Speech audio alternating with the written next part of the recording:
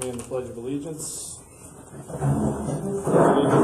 to the flag of the United States of America, and to the republic for which it stands, one nation, under God, indivisible, with liberty and justice for all. Dean?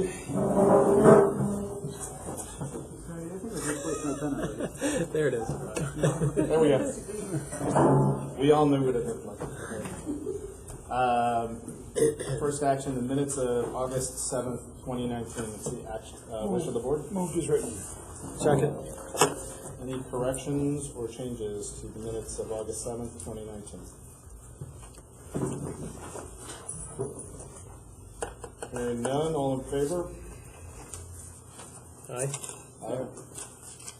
Alright. One abstention. Who abstained? I did. I wasn't there. Oh, okay. Did you get that, Candy? Alright. Public comments. Are there any public comments? Yes, sir. Kevin Barlow, Karen Road. I had a constituent reach out. I guess the meeting minutes don't seem to be on the webpage, and it's supposed to be available 5 days after a meeting. And somebody was looking back, and they couldn't find anything. But anyway, that's not what I'm talking about. Last spring, it was brought up that the curriculum review board was going to be taking a look at assessments, and I don't know what work has been done there, but I would like to encourage the board and the school to consider something.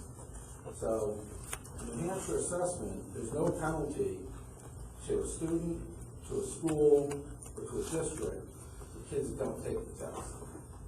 There's a historic precedent that you can send home letters notifying parents of their right to refuse participation. I guess now we can actually use the term opt-out. That's codified in law. There's no gray area at all. Manchester and other districts sent home letters years ago notifying parents. We've got an opt-out form as part of district policy. I would encourage the board to, at a minimum, send that opt-out form with the bridge to make it easy for parents. They don't have to go hunting to find it, whatnot, make it available. I'll go one more. Right? If we're concerned about the amount of time we spend on assessments, we should think about the New Hampshire assessment. Right? I've never met a teacher, I haven't talked to all of them, but I've never met a teacher, I've never met a parent, I've never met a student that expressed any value or desire for that assessment. Right? It consumes 2 weeks of instructional time. We spend a week prepping kids how to take the test, and we spend a week taking the test. If we want to minimize test taking that doesn't bring us value, that's a high value target. In fact, we could send home a letter encouraging parents to opt their kids out. And instead of pulling kids out of the assessment that don't want to participate, what if we just pulled out the kids out of instructional time, out of classes, to take the test? You have to offer it, right? You have to offer the opportunity. But you don't have to encourage it. In fact, there's nothing that bars you from discouraging it. So maybe Deerfield School District should make it more of an opt-in, right? Or encourage people to not have their students waste their time doing it. At the very least, we should stop with the test prep, how to take the test. You know, maybe do it for third graders because they're taking it for the first time, but all the other kids know how to do it. But, you know, instructional time is important. You go to the teacher meetings, right, and they give you test results. They have STAR results, Ames Web. They've got all kinds of different results that are meaningful and useful and helpful in real time. We still don't have the results from last year's statewide assessment. They won't be published by the Department of Ed until sometime in September. Right? They promised us faster results, but we don't get it. On another topic, I'm an advocate for school choice, right? That's no secret. There is certainly a strong desire in this community for a lot of parents, a lot of families for school choice. I did a little digging, and I was actually really surprised to find out that all it takes for a school reassignment is for 2 school boards to agree to the reassignment. If the sending district agrees and the receiving district agrees, then that kid can go to any public school in the state. That's all that's required. Maybe there's a tuition requirement by district policy, maybe there's not, right? There's no mandate that if you receive a kid in the district that sends us to pay, or vice versa. You guys are looking at school reassignment policy. We steer parents and students to manifest hardship, right? That's the part of the law we steer them into. And then we deny the request, right? We know that there are people who want school choice that have receiving schools, and the manifest hardship request gets denied. We're offering school choice. We're bringing at least a couple of kids into this district from out of district. We should offer that to everybody, to be fair and to be equitable. We should offer that to everybody. I would strongly encourage you to not take action on that policy. Think about what I'm telling you and see if we can't craft something a little better. You could, in fact, reach out to school boards of local districts, close by districts and parents, districts and schools, and see if you could work out a deal. We should know what the tuition to come in should be. We should know what we'd be willing to pay if a kid wants to go to another school district. You could work with other schools. We could make school choice for children in Deerfield, where for whatever reason this school is not believed to be the best fit by the point of view of the parents. We could make some really positive changes in kids' lives simply by taking a fresh look. There's nothing in the law. I talked to Diana Fenton, right, the attorney of the Department of Ed, and said, what prevents a school board from allowing a kid out or allowing a kid in? She said, nothing. They just got to vote to do it. That's all it takes. I never knew that. I thought there was more hurdles. We shouldn't be directing people to manifest hardship. We should simply be listening to what they want, and if they can work a deal with another school, we should encourage it. The last thing I got to say is because I haven't been following, I've been busy with other stuff. So I wasn't aware of the shed. A lot of people ask, hey, have you seen the shed? Have you seen the shed? I didn't see the shed. Saw the shed in the picture for the first time at Old Home Day. I was impressed as well. It's quite a shed. The reason people bring it up is really bad optics, right? We're still stuffing kids in those portables.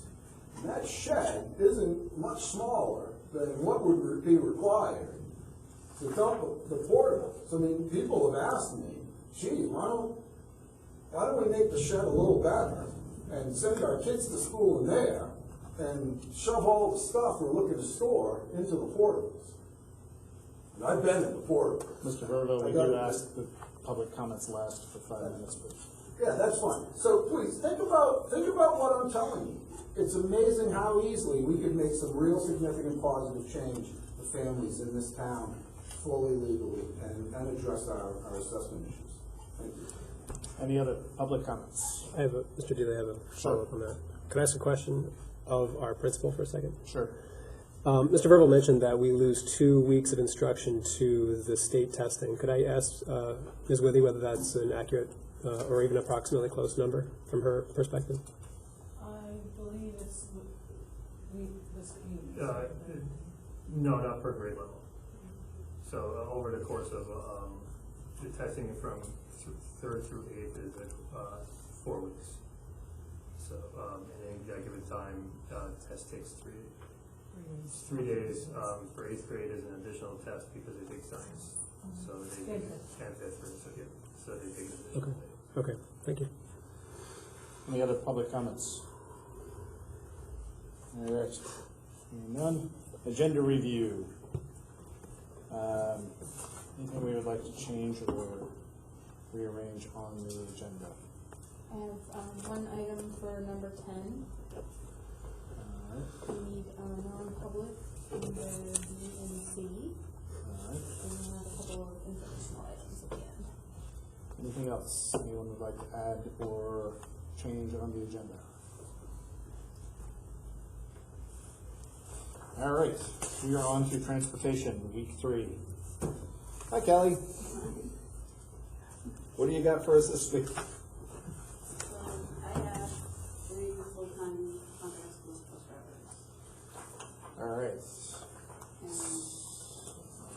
And I gave you on that full breakdown of Everything that they get out of the survey, plus, the group on the survey, we call families individually, and try to speak to as many as possible. If we didn't get it from them, we assumed they were riding in the wagon, from councils, if they were in the bus. So, if you'll see right on that first page, the number is a lot higher this year. Of what's assigned to buses that are the people who said they were riding them, going to assign.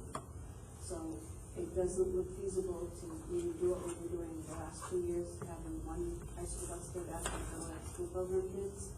It looks like we need to send all three in to get our kids. So, at the moment, we have 7 elementary buses, both morning and afternoon, and we have 3 high school buses morning and afternoon. So there's no issue at all? No, I got, 6 o'clock last night, we got a borrowed driver from Auburn that's been in Auburn. We got full time, so we get somebody licensed from our own terminal, and the other high school driver that's only driving mornings, they completed and she agreed to start the year until we can get somebody licensed and do the afternoons, so we have 3 full-time people. And last week we'd worked out a whole late bus thought. Is that, what are your thoughts on Numbers are that? on there for you as well, on the backside. They're all broken down by bus, numbers by no, maybe yes, but grade. About who got to respond to that question. The only thing they didn't do was close the entire. Alright, so like the maybes, you reached out to the maybes and you pushed them one way or the other, or? No, 15, 16. I just took it from the survey. Okay. I didn't push one way or the other. But the yeses is over 30. Well, no, it's cumulative, so you've got 7 So for one the bus. first line is the accumulation. Oh, and then gotcha. 4, Okay, I see. 9. I see. So you got 20. Gotcha. So now the question is should we still consider a late bus? That's not something you budgeted for. Correct. So if you're running full buses, you don't have the extra funds for that. We have somewhat opened Pandora's box here as a board last week with the late bus idea. But, so these are the ridership numbers that you have for Kids that are going back. 1, 2, and 3. Yes. So 30, 31, 45, 46. Yeah. So these are full buses. Yeah, B and C are full, and A is now. Yeah, the 2 and the 3 would have been the ones that were combined coming back in. And that's too many, that's way too many Right. kids. Well, I mean, we'll know after the first couple of weeks. If it drops off. If that really stays true. But kids are playing sports if it rains, and be on the bus. So, I don't think at first we can take that chance. We need to send them all and give it a little bit, a week or 2 to see how the numbers run. If they get better, we can put it back. Right. But we had talked about how to get those after-school program kids over. One way was to put them between the 4 buses that go past there. Another suggestion, a couple of the drivers came up with is 2 buses, not releasing them early. Okay, say be at the front of the line, like your after-school program kids out, load them. They'll go drop them off, just hold your route kids inside. They'll get in the back of the line and they come back, load their kids, and they're still not released at that point by the time they get loaded before they come back. So that's an option too. Yeah, my big thing is I don't want the buses, I don't want the kids dismissing early. I mean, instructional time is instructional time. Yeah, they wouldn't have to. It doesn't, you give them 5 minutes to get on, sit down, drive off, drop off, come back. The other kids are still getting Loading settled on. and loading. And they haven't been released to leave yet. What's that bottom paragraph on there? Yeah, I know, I just, Enough thought. I like that idea because, like Zach said, we're not dismissing early, we're not losing instructional time. I'm just, I think that's the best option so far. I'm fine with that. I just want to make sure that it doesn't turn into something where we start trying to cut the after-school buses out 5 minutes ahead of schedule to get them back to the back of the line in time. my thought or fear. Can you talk through the logistics of dismissal and how it works at this point, and whether or not this is, that proposal would work? Kristen? So, Kids are called down, walkers in Riley, called down at 2:30, well, responding at 2:35. yes, it's unchanged, it's low. So 2 to 35, Parks and Rec are dismissed, along with walkers. Parks and Rec to load the buses, and walkers are out of the building probably by, the first group is usually 2 rounds. They'll be out of the building around 2:43, 2:44. Then the second round, those parents leave, the second round comes in. At that same time, at 2:40, the middle school is dismissed, load the buses, and then the elementary school kids are dismissed. And then by the time we're done with the second round of walkers, Those are parent we pickup. cleared, that's the parent pickup, yeah. Okay. We cleared, I'm not sure why we call them walkers. I think we can get rid of that. Yeah. It's a bad term. It's a very bad term. And then, by the time we're done with that, the buses are ready to go. So, Buses are usually actually ready to go. We hold the buses because of the pickup. yeah. So we make sure that all kids are accounted for. Some days it's perfectly smooth, and then other times we have a kid that is standing out there, no parent, and there was a note saying they're supposed to be a walker, and then we got a random phone call at 2:40 saying no, put my kid on the bus. So things like that happen. So So we hold the bus line for the rest of the walkers. Pickup line. the pickup line. Is that backwards a little bit in terms of because the kids in the bus are going to be on the bus for longer anyway? That's our only chance to get a kid home if they don't get picked up. Right, otherwise the whole entire bus has come back. And we've been in that situation before where they're a mile down the road and we tell them. Radio and have them. And then that's when parents get phone calls from yellow buses 10 minutes late now. So, Is it? I know that's a logistical challenge. Is it because it hasn't been made clear for the parents at some point that there's just a hard stop, and if you guys haven't heard from them, the kid's going on the bus and they should pick up the kid at home, or is there no way to fix this? there's no real, Well- now you have a kid on the bus and if they're not home, the bus drivers are not letting the kid off the bus. So the bus is still coming The back here. bus is At the end of the still road. coming At what age do we not let the kids off the I bus? believe it's 4th grade. What, Yeah, I think it's just a full grade. I think that's what it Most was. schools are minimum K through 2. So- Others that are like an elementary or up to 4. So at 4th grade, they'll drop them off and let them, whether or not there's a parent there. This still freaks them out. No, they're very protective, it's true. or have some of these bus drivers have the same kids No here. matter what their age is, then I'll let them off and I'll see if it's okay. Yeah. They'll have us call home. So there's a 2:35 dismissal and a 2:40 dismissal. Correct. So so basically, effectively, education ends at 2:35. Correct. And those last 5 minutes, the kids that are going to get on the bus are just hanging out. Yes, they're their quote-unquote home rooms.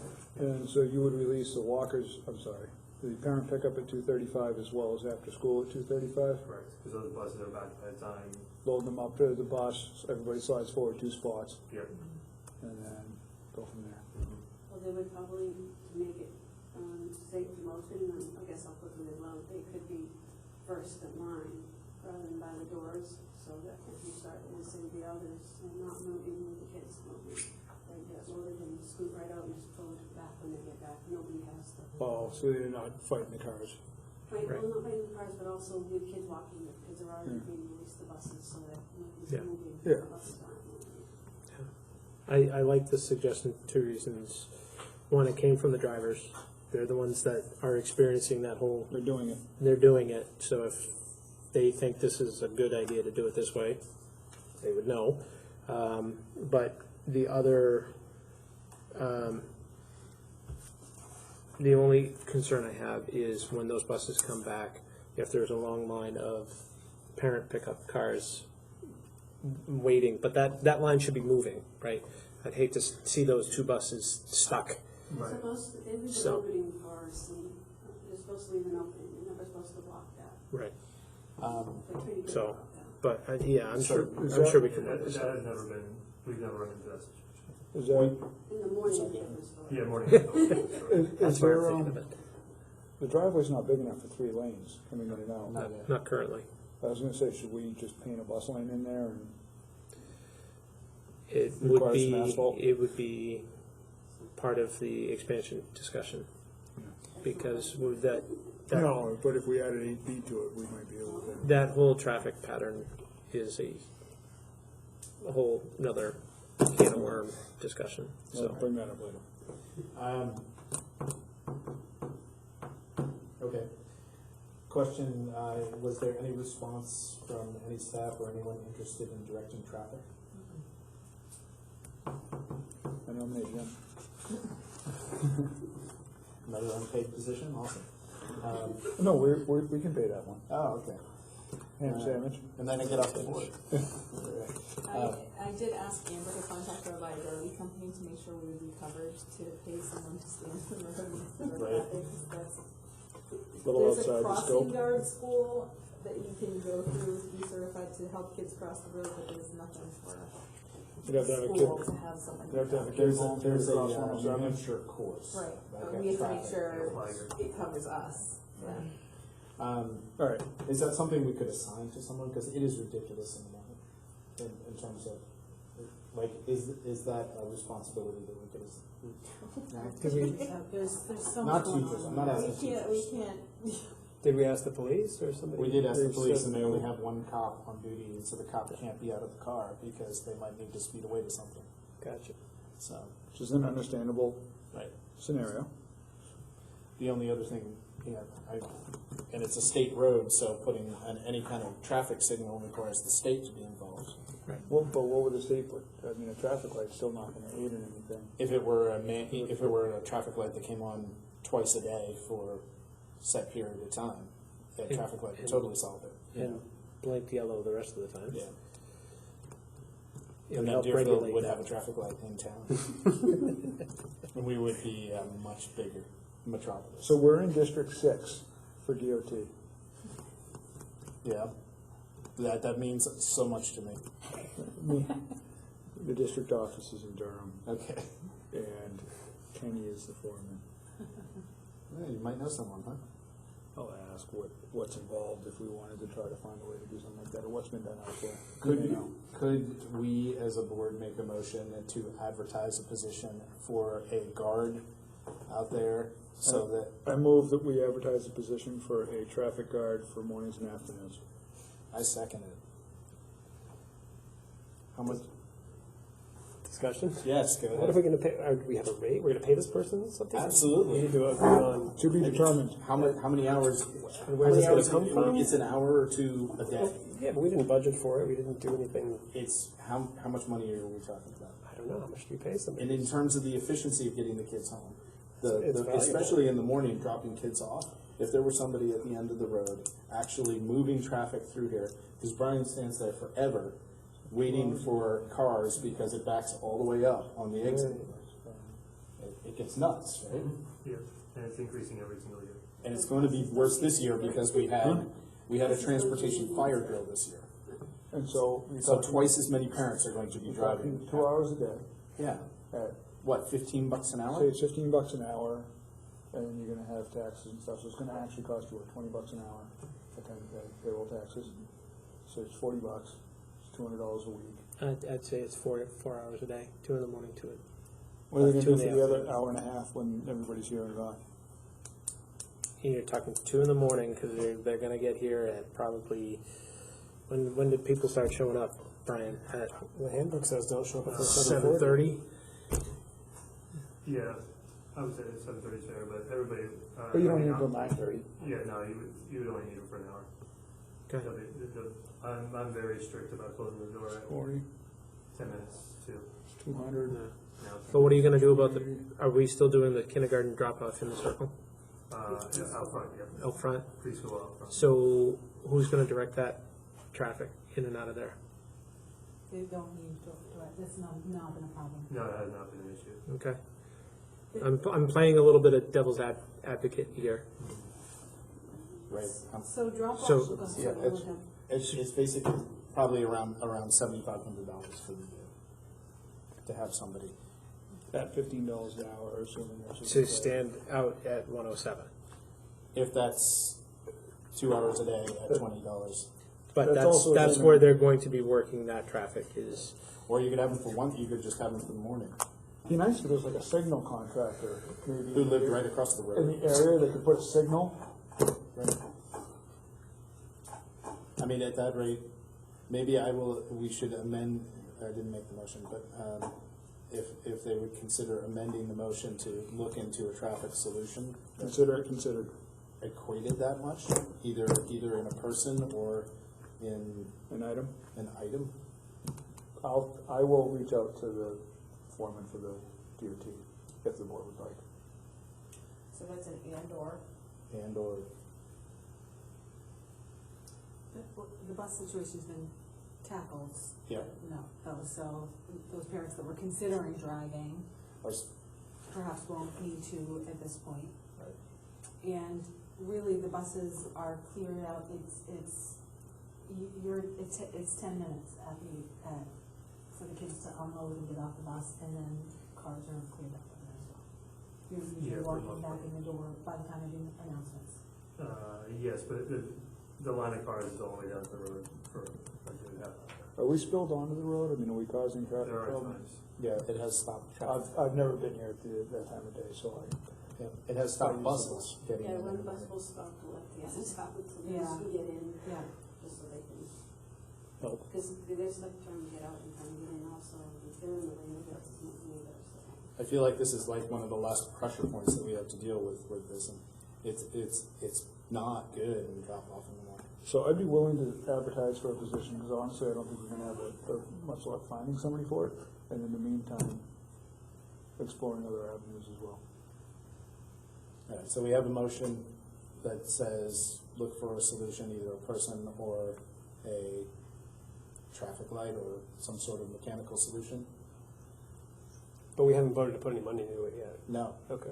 this is a motion, we're still in discussion. But I mean, even the motion doesn't talk about money, it's just gonna be investigation. We're just looking into it right now. That's the motion is. Am I correct? Well, is the motion including advertising for a position? Is It- then you're it- talking. The It's initial was- implying money. Yeah, it's implying that we're So then spending can a lot of we money. specify how much we're spending? Is that necessary as part of the So motion? you wanna put a rate at $15 So an you can hour? amend the motion and put in up to X number of dollars. For advertisement or for this person, for the solution? For the cost, if you, The cost of the investigation or the cost of whatever the you guys wanna do, solution? you have flexibility to do it all. Right now, we have a motion that does not have a dollar number attached to it. We are basically brainstorming it. Yeah, I guess I'll amend I would move to amend the motion to say that this is investigative, and then I think in 2 weeks at our next meeting, that we maybe should have a proposal that we could then hear more about, is my amendment. Do we have a second on the amendment to make it investigative and have a response in 2 weeks? I'll second that. All right, so we're now on the amendment to the original motion. You want to speak to it, Nate? It sounds like there's a lot of options out there. I don't know anything about this yet. I mean, we have a lot of calls to make. I think it's too early to put money into it yet without really knowing more about it. And I know it's going to be 2 weeks of school, but that'll be 2 weeks that'll give us a better picture of whether this bus solution is going to actually not cause an increase to the traffic. So why spend the money if there actually is not going to be an increase in traffic? You know, I don't. I know from past experience we need a solution. You know, a person will be a short-term solution. I get that if we decide to go that route, but I also don't want to throw good money. Well, I don't want to spend money when we're going to have to throw more money at it anyway. So I'm trying to balance that out, because like we were talking about the extra lane for buses in the driveway, it's part of, and Jimmy were alluding to it too, it's part of the bigger issue that we have with space. Right. The traffic flow and the traffic pattern that we have is definitely something that we need to look at when we design when we're in the design phase of the new space. So I just want to be cautious about spending money on a solution that could potentially change or not be as effective down the road. All right, so we have a amendment to the motion to make it informational to be reported back on in 2 weeks, basically. Investigative, is that what you said? Or That is the word that I used, yeah. investigative. All right. Can I Any? give you a little bit of information? too? Sure, Just- go right I don't know ahead. if it'll help your motion or not, but we got an offer from the planning commission today to put a traffic counter at no extra cost. So I can ask her to do that right away if you want, and then we would actually have an actual number of cars. Yes. I think we have regularly though. Southern New Hampshire drives around with the little boxes. And Yeah, she said she could put one here for us. In our driveway or on Yeah, 107? in the for us. driveway. Yeah. In the driveway? It'd be nice in the driveway on 107. I'll Doesn't have her help. do that. All right, so all in favor of amending the original motion to make it investigative and then have a report come back in 2 weeks? Who's going to do the investigation? Are we directing the administration to do the investigation? Zach said he was going to call somebody. I'll reach out to DOT and just find out what's involved with that. All right. In short, it becomes something and the engineers have to get involved in all that stuff. Probably the state, probably the Okay, so legislature has all to in get favor involved. of making the motion investigative for 2 weeks, say aye. Aye. Opposed? All right, now we're on the original motion. As amended. As amended. So everybody, are there any additional discussion in regards to investigating either a person or a traffic solution to help facilitate morning and afternoon traffic? All in favor? Aye. All right, that was fun. So let's get back to busing. That's transportation. Let's circle back to the buses. All right, buses. So, are there any changes to? We talked about DCS last time, so let's talk about the routes for Concord High School. Are there any changes to 1, 2, and 3 at this point? Or it's big? Basically, the changes I made were to add in houses where we need to put in new stops For their new kids. for new kids. We took off ones that were not being used. Not being definitely take it all off. There, you can see they're almost pretty, I mean, this side is not that full, but that's pretty even as far as student count goes. All right. Can Go ahead. it was a question more about the discussion we just had about circling the first bus going to GDW and coming back. That discussion was about just making our 7 buses for DCS work. That wasn't about freeing up a bus to solve the after-school high school situation. That's a separate issue. Right now, Okay. we all 3 high school buses to go to high school, so we can't use any of them.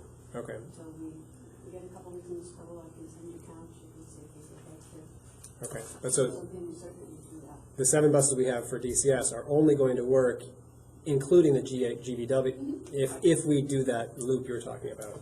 That's the only way we're going to get those 7 buses to work. So either they release it at the same time, like we talked about, and Yeah. use 2 buses just to load all those kids on board, get them dropped off on the back of the line, Yeah. and eventually we dismiss, or we distribute those kids amongst Okay. 4 buses that go past there. Okay. But so there's no way of getting another bus for the high school. I just got that. Okay. Well, there is. Right. Well, there's no people though, so even if you get a bus, there's no people to drive it. Unless one of the buses lose. You know, one of the buses finished here and then went up for a late bus up there. Went did another route at Concord. Yeah, but then we can decide who gets the red light bus and who gets the one bus. Yeah, well, I'm saying that we floated the idea of a late bus to the high school. So it sounds like we need three buses at dismissal regardless. Right. And whether or not A late bus we talk about the late bus at school is a separate animal. And it would And cost more. we don't have that budget. It would cost more, even if it was one of our buses, to then go up there and do it. It would still cost more. It's another run, and it's effectively it's $400 a run. About, if you guys go through the contract. So it'd be $400 a day, $2,000 a week, Gotcha. about 75 grand. No, it's 58. So I'm sorry, 58. Which we did not budget for this last year. Right. So if we go ahead and do this, then we could give it 2 weeks and see if maybe these numbers shake out and it turns out that we could rearrange it 2 weeks in Yeah, and, we can give it 2 weeks, we can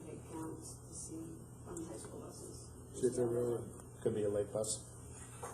No, no, Well, if, I thought you were looking. that's the for- question he's to asking, have is the that bus. after 2 weeks, if it shakes out that the ridership is much lower and we still have that third high school bus, could that be a late return high school bus? And we can- The third high school bus is the one that you have set up to come here and do after school program kids, and then meet one of the buses. Last year, that was the and third take high school their kids bus. and take them all home, it's not a whole separate route. Oh, so you're not sending you're not sending, Sending 3 of your high school buses to Concord because they're not gonna fit on. True. You can't Right. fit 2 piles on one bus that needs, Right. and you can't. So this year, elementary buses are there 7 and high school is there 3, and we're not commingling them. right, and I think the question, correct me if I'm wrong, was if after 2 weeks at high school, that you actually can do it in 2 buses, and there's the possibility that that third bus could be a later bus. Yeah, that's not what I was getting at. Okay, So. that's what we're I asking. mean, okay, we'd have to look at that and see. We can look at it in 2 weeks. We can also. Reevaluate. Yeah, We'll the re- idea of the 2 weeks was to see if we can go back to the thing we had before, so. Or we Yeah. have an 8th bus that's dedicated. You got Just to, to- your after-school programs and make the other bus to take the kids home. I think also when we get into budget this year, maybe we consider adding the bus. We did add a bus last year, and then we went to the, No, then we took it out. We took it out. We didn't add. But maybe we have that discussion again with budget season about adding Right. an 8th bus for a later and for high school. Sure. We're just putting an 8th bus in the budget and to be determined possibly. Right, but my question, like Jim said, is that if, I mean, the response from the public over the last week sounded positive, the option of having a bus for sports running at 5 o'clock or something like that was positive. And so if it turns out that we only need 2 buses going to Concord at 2:45, then could we have a third bus that would be a 5 o'clock run? The availability of. the drivers and stuff. Drivers, yeah. There is available, most of them got kids too. Right. Could we have that information in 2 or 3 weeks? Is that A couple possible? weeks of school to be. Yeah, I think Or whatever. I think the plan was to reevaluate in 2 or 3 weeks Yeah. anyways, so. Okay. It's gonna take 4 weeks of school to figure out things. Yeah, I mean, we can always look at the other option is seeing if the families wanna help fund a late bus. Say we can do a late bus, it's gonna cost X and it's X amount per ride. One concern that like Tina brought up to me was she's worried that if we do a later bus, the parents are all picking up their kids from sports anyway, so oh no, there's a bus coming to pick them up and they don't go anymore. And you're sitting there with one bus and you've got 60 kids looking at you or more that parents can come to get them, so there would have to be some kind of, Assignment to the late bus. right, Right. or, say like you guys talked about was football at 6 o'clock. You're sitting there by yourself with one bus and 60, 70 kids, because parents say, oh, well, I'll just come right in town for the bus to come and pick them up. Right. So pick them up, there's nothing you can do with that. Which is not having a late bus back for sports, I think, is an advantageous thing for, as you had mentioned last time, for the high school experience. However, I think you could easily set up some sort of a web portal that would basically allow kids to sign in pretty easily and say, I'm taking the bus on this day, and block a seat. Do some sort of easy online requirement. I'd have to see what RTD looks at, or anything like that. I would really hope they would be able to handle that. We'll see. That we're getting way ahead of ourselves, though. All right, so we need to move the high school runs, basically.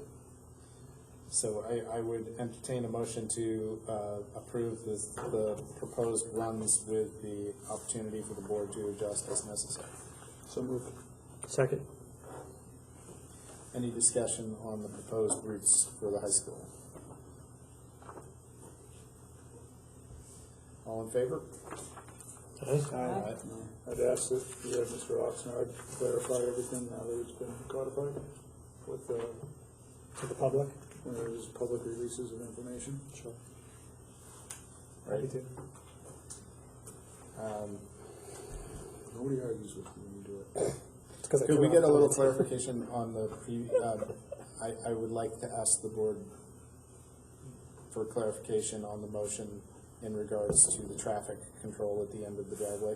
We kind of talked about Zach asking, is there any action item we would like the administration to take out of that motion? Would we like the administration to do some research on how much it would be, who could possibly do it, and what other solutions there would be? I think the first contact is to DOT, because anything outside of putting a body there is gonna involve the DOT district. Okay. Are there any? I mean, is it worth coming up with some sort of a proposal, or can we use the numbers? I mean, just getting data from this counting machine is going to only be accurate after 2 weeks, and so.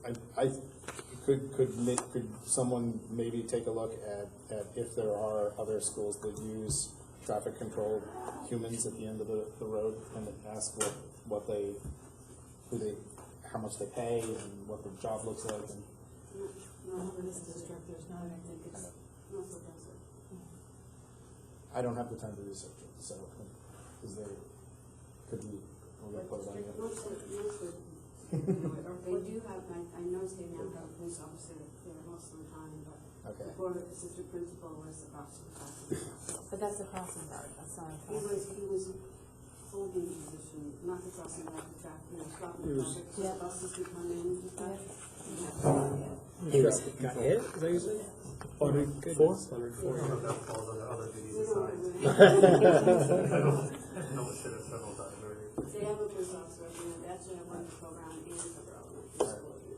Before you go, Kelly, does the board have any suggested changes to the DCS routes, or we're fine as is at this point? At the moment, I think, didn't we accept them last? We accepted them, but we put a caveat in there that we would listen to the community and weigh it out in the next couple of weeks. technically, we did just change them if we're gonna do the elementary. I mean, the after-school program has a couple of buses. So that's not what we had initially planned. But you can change the routes, right? The route Stops. stays the same, but Yeah. we're not, I don't know if it matters. We can probably, it might make sense for Nate to put that in his, so if Yeah. people were here, they would know that what the plan is for the after school. To specify that the buses are The after-school buses will be, two buses will be running the after-school and returning back returning back to pick up. to Okay. pick up their regular routes. Okay. I don't think that requires a motion or a, okay. Does it? No? It stops. All right, I think we're good. All right, Thanks for your work. Thank you. Thank you, Kelly. Don't forget your umbrella. Heard it might rain. I heard it might rain. student handbook. Who would like to present the student handbook? So throughout the handbook, you will notice it's going to be highlighted purple pink, green. Purple pink color is things that are being omitted, and green is being added. Some of it is just simple corrections to language. A lot of it is actually the time changes to account for that. And would you like to go page by page, section by section? Yeah, let's just start in the beginning and just go to the changes. All right, sounds good. So page 8. So page 8, we added that. Additionally, middle school teachers use Remind, Alma, and Google Classroom. So that was some Remind was added at the beginning of the year after we started the school year. So that wasn't in last year's handbook. Is this going to be shared electronically with parents or Yes. physically? This is electronic. Okay. The middle school parents get the middle school appendix. The students receive that to be brought home and read with their parents and signed and brought back. If it's electronic, should we put links? Are there links to either sign up for Remind, Alma, or Google Classroom? Is there any kind of like Those are sent out by the teachers, the middle school staff. Because they're specific to those teachers, to a class. It's an invitation, is what you're saying. Alma is, all parents have access to Alma. That information is shared by the office. Every parent receives a password and user ID number or username. Could we add language that says that the middle school teachers will be reaching out directly with these tools to you or something so that they know that it's coming from them? Sure. Can I ask one quick question? The very first paragraph, change of address, phone number, or email. Thank you, first of all, for putting that in big letters, and because personally had issues throughout last year with it, because our email changed and getting it updated. So with regards to that, have we done anything to like put out a new form so that parents update their information every year at the start of the year? Like when they get the handbook, do they get a new form saying review? You know, like every time I walk into the doctor's office, they're like, anything change? Here, sign off on it. Have we done anything similar to that? That's sent home every at the beginning of the school year for all parents. It does. Okay, So, good. It's changed. Yes. Go ahead. Yeah. Chris Motika has been working with us in developing all of those forms to be online. Good. Good. And so Brooke and I are working on a letter that we'll have Kristen look at to say that it's okay, describing what the steps are for parents who already have active accounts, and they'll be able to go in, they'll be able to make their own corrections, that type of thing. Those parents, and I think the window's only open for a little bit, I'm not 100% sure yet, for those changes to be made. And then for the new parents, there's a separate process and procedure. Okay. Is that needs to be a link in this, like whatever it is that you guys set up? I don't know what you're using, but there should be a link to whatever system. It's all in Alma. Okay, then you should say that, you know, But that, please check Alma to make sure your information but is up that's to date. also only, that's not all grade levels that are using Alma. Right? All grade levels are using Alma. Sorry. Yeah, so this is. And this is just something that's been coming in bits and pieces over the summer, so they would not have known to put it in the handbook. Okay. But we should iron the kinks out on Monday. I'm just, it's Don't wanna like put in process something- right now. Right. Okay. Yeah, Cool. but I think for this as a parent and also as reading it as a board member, if there's useful links in this, especially if it's coming electronically, it makes it so much easier, because then it actually becomes a living document that you can go to and use to get what you need. It doesn't become static. So We'll have to work about that on Monday.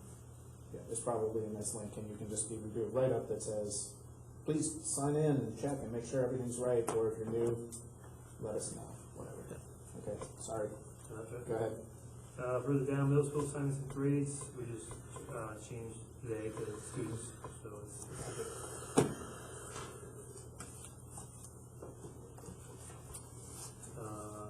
And going over to the other side, we added DCS website, the word policies, for everything that we found. Do we, I know we have Candy's personal email address in here. Is there like a general email? I mean, Candy's gonna be here this year, but like, is there like an info email address that a couple of people could get that instead of At this entirely time, relying? at this time, no. Okay, You have the general. that might be something useful having it. I'll look into that. You Where, could have where like, like you could get it and the new communications reception person could get it, and you know, Yeah. like 3 people would have the ability. Basically, it'd be a mailbox. well, and it can forward to 4 or 5 different email addresses Right. automatically. Right. But in that particular section, Candy is the only one that's gonna be able to help them with all of them. Just one call. Yeah, just for that section, but if it was a more general Right. question. Okay. Sorry. No, I'm not sorry. Page 10, we've just changed the language, so students in grades kindergarten through 8th grade will receive 3 progress reports during the school year through ARMA. Before, previous this year, change of printer, we were no longer printing report cards unless there's a request by parents at that time.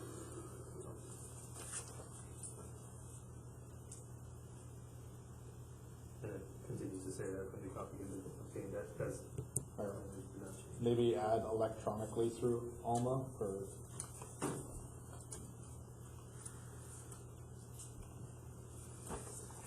Just so people, it's very clear that it's not going to be printed. Every time I see Alma, it's my grandmother's name, I think it's my grandmother. It says through Alma, right? Yeah, it says through Alma, if you want to write. It's It's Alma. electronically through Alma. It's Alma. Just because there's going to be people who are like, oh, well, Alma, I'll mail me something. So can I, it's kind of a minor thing, semantics, but in the previous paragraph we were talking about communication, Alma is not capitalized, so it's just presentation, but to be consistent, should Alma be capitalized or not? Can you tell me what page you're on? Page 8. Go back to page 8 and Alma is, so I don't know which is correct, but to be consistent is professional.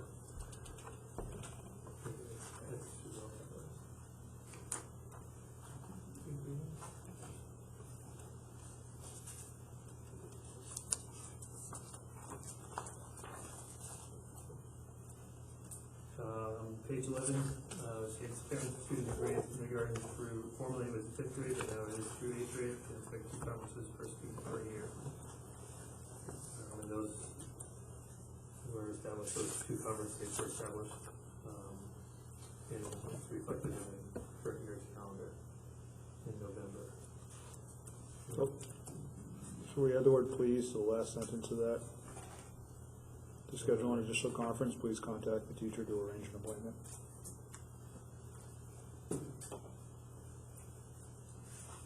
We're on page 11. And I'm trying hyperlinks to see what's broken.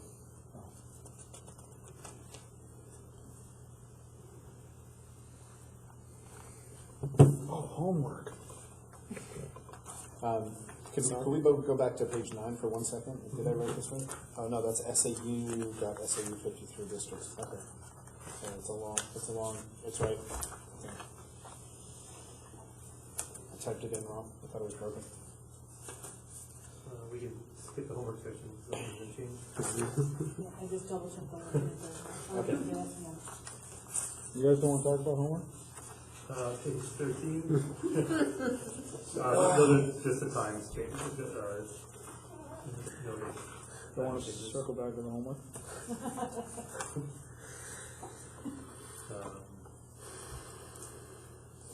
Going down on page 14, again, several time changes, and then we're asking that if you please notify your child's teacher and the office. This is where we run into issues with pick up and drop off, things of that nature, where a child will bring a note in and leave it in their backpack or use it as a tissue, etc. So we're asking that they also contact the office.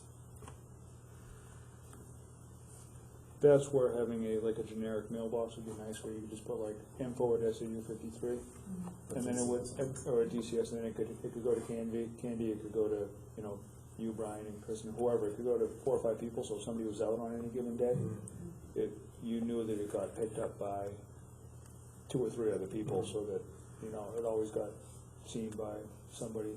Right. The bottom of detention, we don't send a written notice home anymore. It's kind of just become obsolete. I contact all parents by phone if there's any kind of detention and or through email. So the written piece should become dated.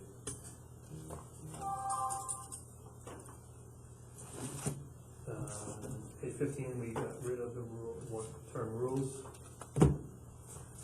We feel like a lot of these things were rules. So it's We were back and forth whether we should call them expectation and every. So it's just under discipline. Discipline. Right. All of it. Right. Discipline. Didn't we make some changes to the dress code last year? We did, and you they're guys not didn't go reflected. as far as I wanted to. Yeah, this is what we did last year. Is it what we did last Yep. year? Yeah, there's nothing here about spaghetti straps and. I thought we changed it hemline. during the year, so wouldn't it have updated in here? We did not change it during the No, year. we did. Change it before last. We did change it before? Okay, I'm sorry. There was, middle school did have a conversation, the student council, or the student government, had something to do, they talked to us about that, dress code. But there was a hats conversation. Right. Yeah, that has conversation, right. There was something else about. So like this, because Well, they just talked about shorts, no, that was at the discretion of Administration. administration. What are we doing with hats? The eighth grade, after the eighth grade tour Concord, they noticed, eighth graders last year, noticed that they were allowed to wear hats in the building. Yeah. So they proposed that they be allowed to wear hats, and they met with Chris and myself, and we came to the agreement that they would be allowed to wear hats on Fridays, given that certain things in the building were kept safe and orderly and things of that nature. so should we have a line in here that says the administration is able to waive certain parts of the dress code? You kind of have that towards the end. Mhm.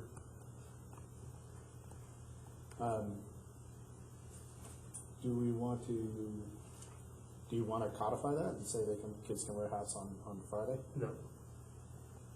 Because I actually took it away from the boys.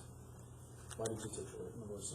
Because of the vandalism in the bathroom. Yeah, they didn't, the boys didn't meet their expectations. Did all the boys do the vandalism in the bathroom? We were unable to determine who was doing the vandalism, and no one would speak to who was doing the vandalism. And there was plenty of opportunities for others to come forward and speak. So it was group punishment? It wasn't a punishment, they weren't given a reward. Correct. And in the grand scheme of things, maybe 10 kids wore hats. So that one line though does say headgear, hats, and sunglasses are not to be worn inside the building, so right in that makes sense in that, right next to that sentence to say. At the unless The administration at has the to- discretion of the administration. Yeah. So the last sentence, the next paragraph says judgment related to unacceptable clothing shall be made by administration, and these judgments are not subject to arbitration, so. That's judgment about inappropriate clothing, right? You're actually in the Waiving hats part of that. sentence. So let's add a line at the end of the headgear one that says not to be except for the discretion of the administration. Unless, For about the end of that sentence, headgear, hats, and sunglasses are not to be worn inside the school building during the school day except at the discretion of the administration. or unless approved by the administration. Do we really need to put that in there? It seems to be micromanaging. Well, it helps. They came up with it. Yeah, and it's written I'm here just that making it's it not clear. allowed. I mean, Well- you're just clarifying. Yeah, but Correct me if it's, I'm wrong. I'm just making it clear what you guys did. Because a parent can come back and say, it says this, so no kids should be able to wear it. Makes it clear that. So I think unless approved by the administration, probably satisfies it. Down internet computer use. Library just changed librarian to library meeting specialist on page 16. Okay. 17, we added the return policies.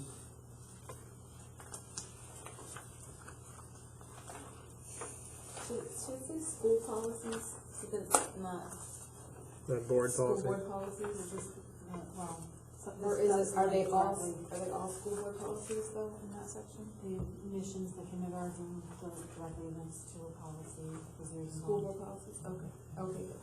Oh, is And this we changed down below, we changed that. SharePoint links? SharePoint only works if you have an SAU address. I believe. I'm pretty sure it's okay now, I work We're with working on Josh. that. Mhm. Okay. Because the bullying policy wasn't linking, it was giving us a lot of trouble, because I was trying to do it from my desktop, which is, I kept telling me I had to link, log into a Microsoft account, my Mac computer gave me a Microsoft account, but my desktop didn't. So Josh did something, I don't know what he did. I don't know either, but it works now. Okay. He tested it inside and outside of our network. Okay. Because SharePoint's usually an internal. Yeah, portal. it would pop up and say you have to log in, Mhm. or you do not log in. It's supposed to be fixed now. Alright. Those are really crazy long links. You guys know how to do short links? I do, I'm not sure. Wanna maybe create some short links there? Or a tiny URL or something. Yeah. I should take that back, I know how to shorten a link. Yeah, let me do it. You know how to tell. I know how to do it in Google, I don't necessarily know how to do it on SharePoint, so There's- I will work on that. Okay. That's insane. Okay. So, I believe we're on page 18. bicycle helmet? Yep. This, we could not find any policy, this has been listed as a policy. I cannot find a policy, so, we can just call it a procedure. Do we still have a bike rack? I haven't never seen it. Yes, bike rack is out, by the shed. Do we, yellow is new language, Yellow is a question, because we do skateboarding in gym class. Right, that's why, that's why we kept. That's why it's yellow. exactly what it said. So, once, it's kind of like one of those fads, like yo-yos come around and everyone has a yo-yo the next day. So this is one of those things where we did a skateboard unit and then there's Everybody's a 10 kids skateboarder? out skateboarding and then they last for 2 or 3 days and everyone's gone again. So, and also, there's no way to police this after 3 o'clock or 3:30 when staff are gone. It's like to say, are not allowed on school property, you know, it's So are you wondering if we should just eliminate that? eliminate that one. That's our question. Yeah. Or we could say are to be used safely on the school property. I don't know, a couple of you said, Yeah. no, we can't. Like if a parent's out there, like, You come over here on a Sunday with your kids. kids.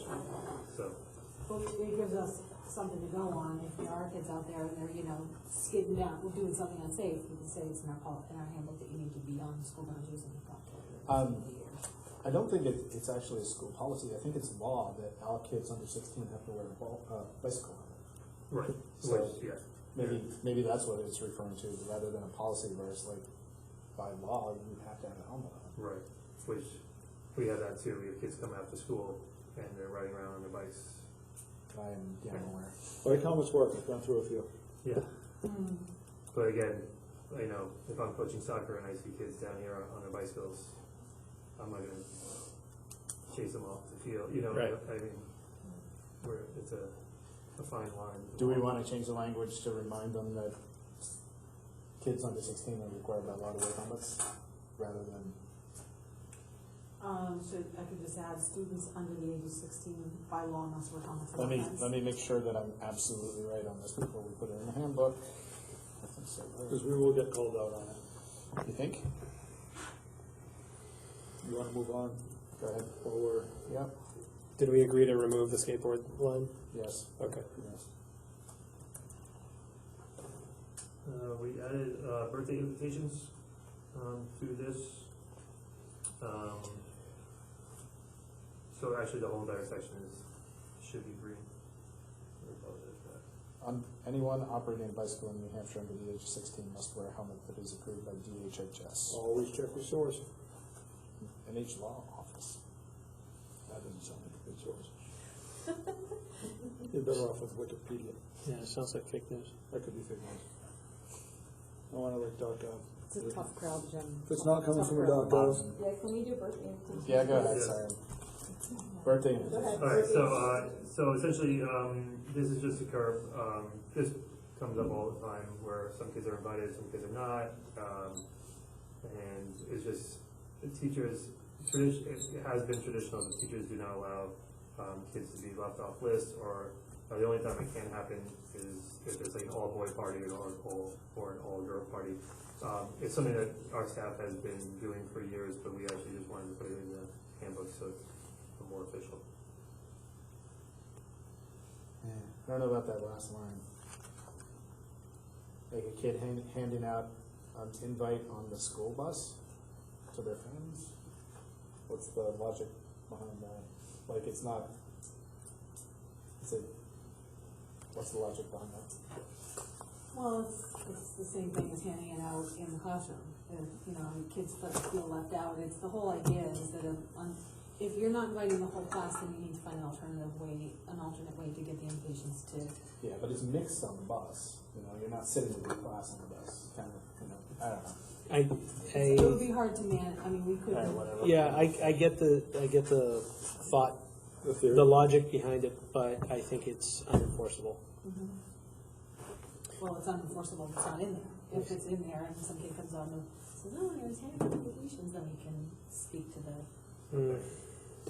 can a parent, if a parent wanted to do this, can a parent get another parent's email or mailing address through the school? What we've done is the teacher contacts the families, through her, she'll email the whole class and say, a parent is interested in your, getting your address, would you mind if I provided your address?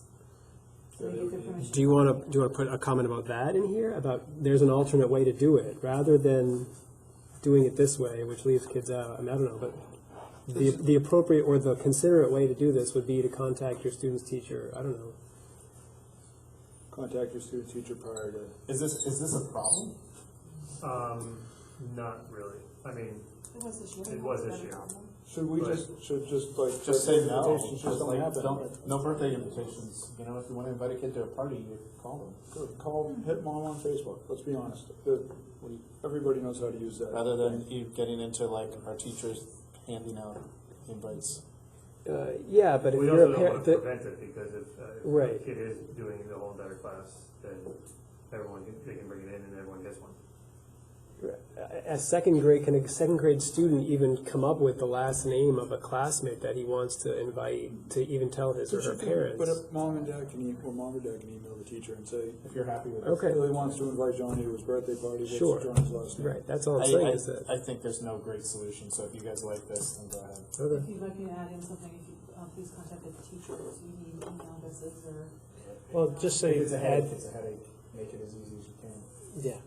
It wasn't posted in Contact the- your child's teacher for Okay. coordination or something. Facilitation. We need to change the bus routes are published in the forum at the beginning of the school year. Oh, the forum. Does the forum still exist? Yeah, the forum's the online one. All right. You were thinking of the communicator. Right. That still exists. No, It died Fold again. it again. Over the summer, too? Yeah. like 2 weeks ago. Last one you read was the last That one you wasn't ever see. included in any kind of demise of I that. think they're moving, right? The people who are doing it. Trying to Put it in sell my their opening house. paragraph and everything. I got a forum They're folder. across from the fire station. Talk to your new communications facility. Oh, You're good. Rochelle Burns, yeah. Burns old house. Page 19, again, it's all just time changes.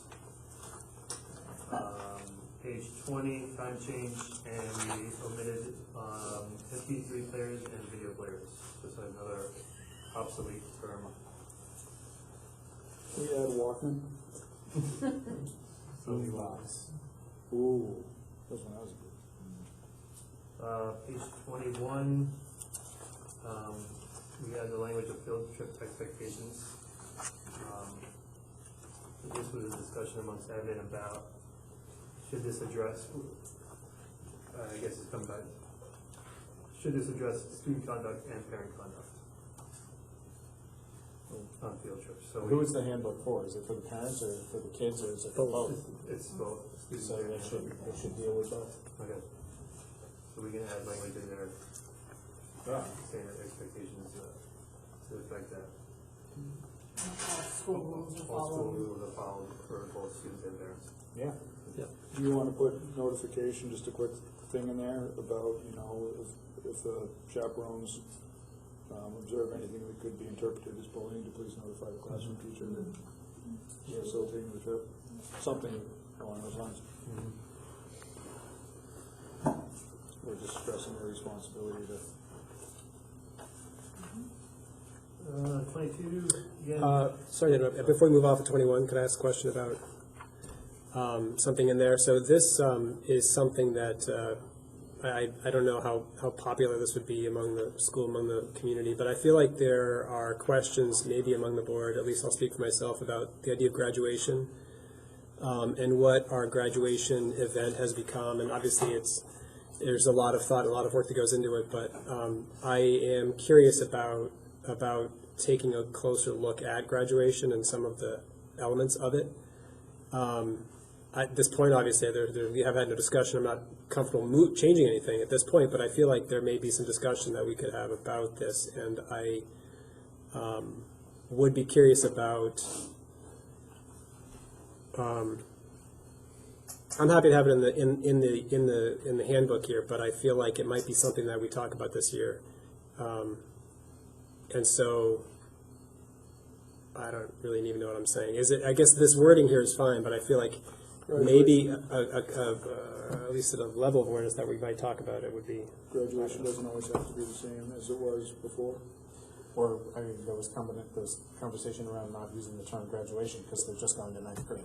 Exactly. We're not really eighth graders are not graduating. They're moving on to ninth grade, but it's not officially a graduate. So I don't know. That's the kind of thing that, do we put it in here if we are maybe having this discussion? Well, I don't know. What are your thoughts on that? How do you define graduation? I mean, they're finishing Stepping school here, they're done here, they're graduating from this school, Yeah. going on, goodbye. So, Yeah. depends on how you define that. I see your point, Nate, for sure, just, that's, Is commencement a better term? Oh, there's an interesting. Or public exam. What do you think? Two things. Right. I'm gonna look up the definition of graduation right now. Great, I mean, it's Check your source. This is what he said. So I guess, can we make note of that? And since our goal is to go through the handbook, can we just keep going through the handbook and just make a note of it and then go back to that? yeah, sure. I just made a comment on my Google Doc. Getting a diploma or academic degree. Yep. You stayed on stage for 2 hours hanging out at the book. It's certificates on diploma. But I would not die on this hill. There's many hills to die on, but not this one. All right, so is the link to the online lunch payment center, is that correct still?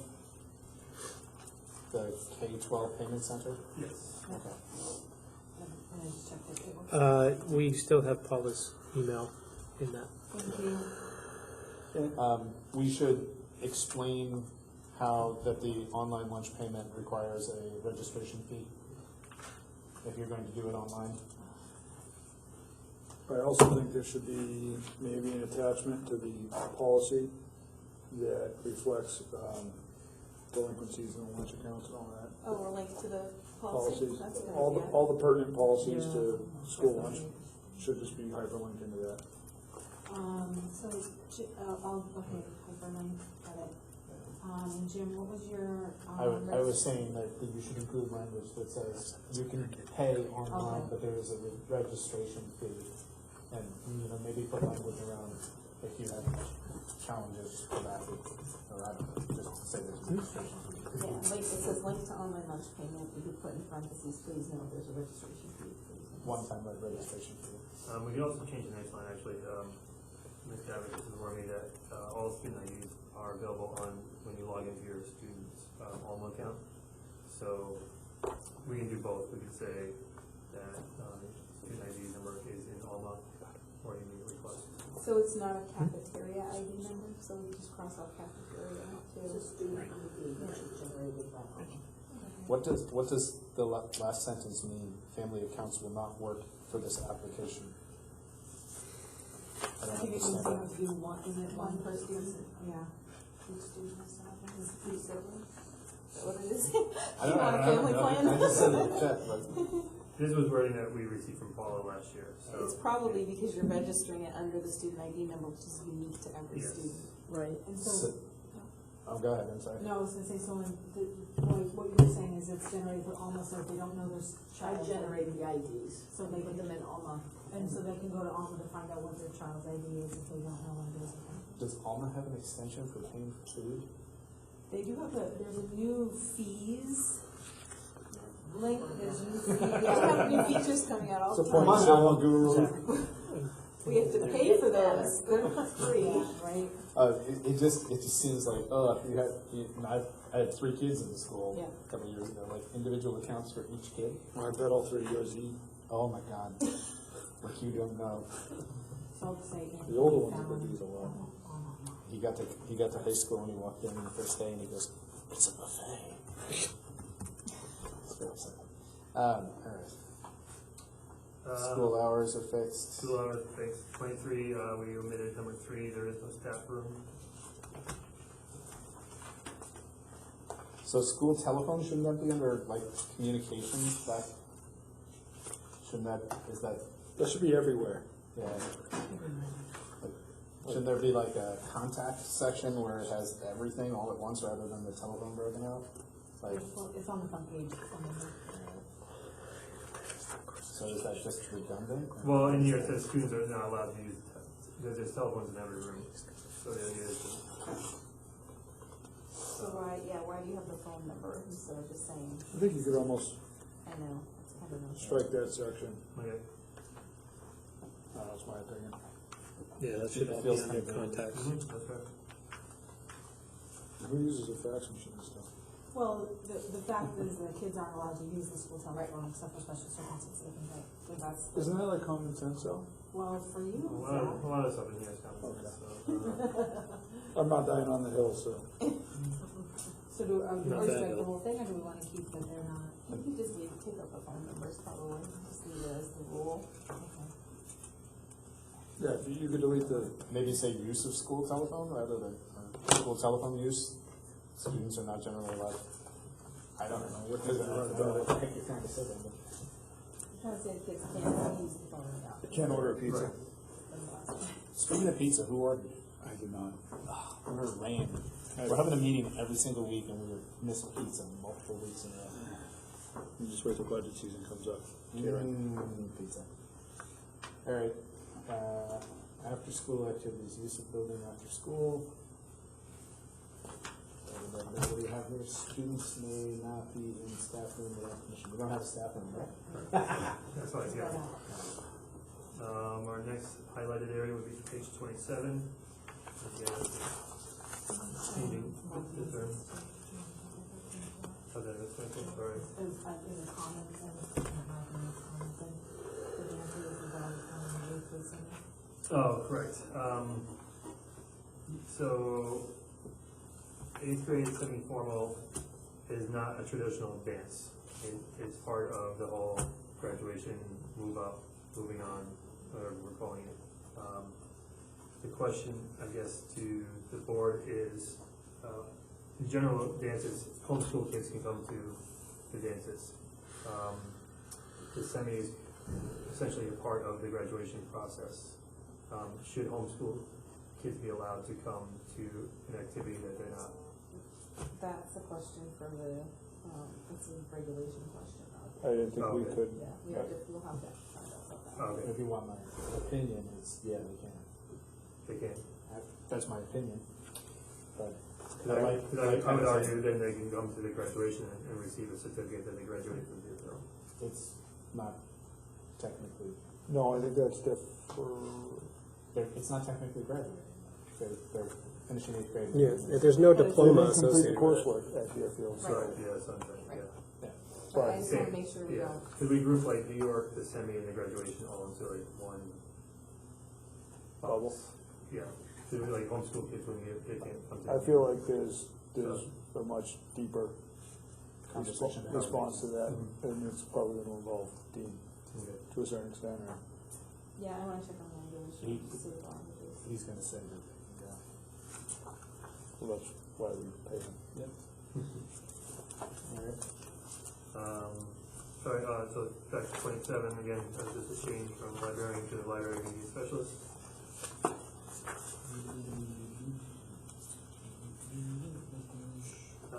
Page 29, kind of goes back to what we talked about earlier for detention, so written notification, we're striking that. Again, I contact every single parent. Could I ask one question before you get on to 29? Yes.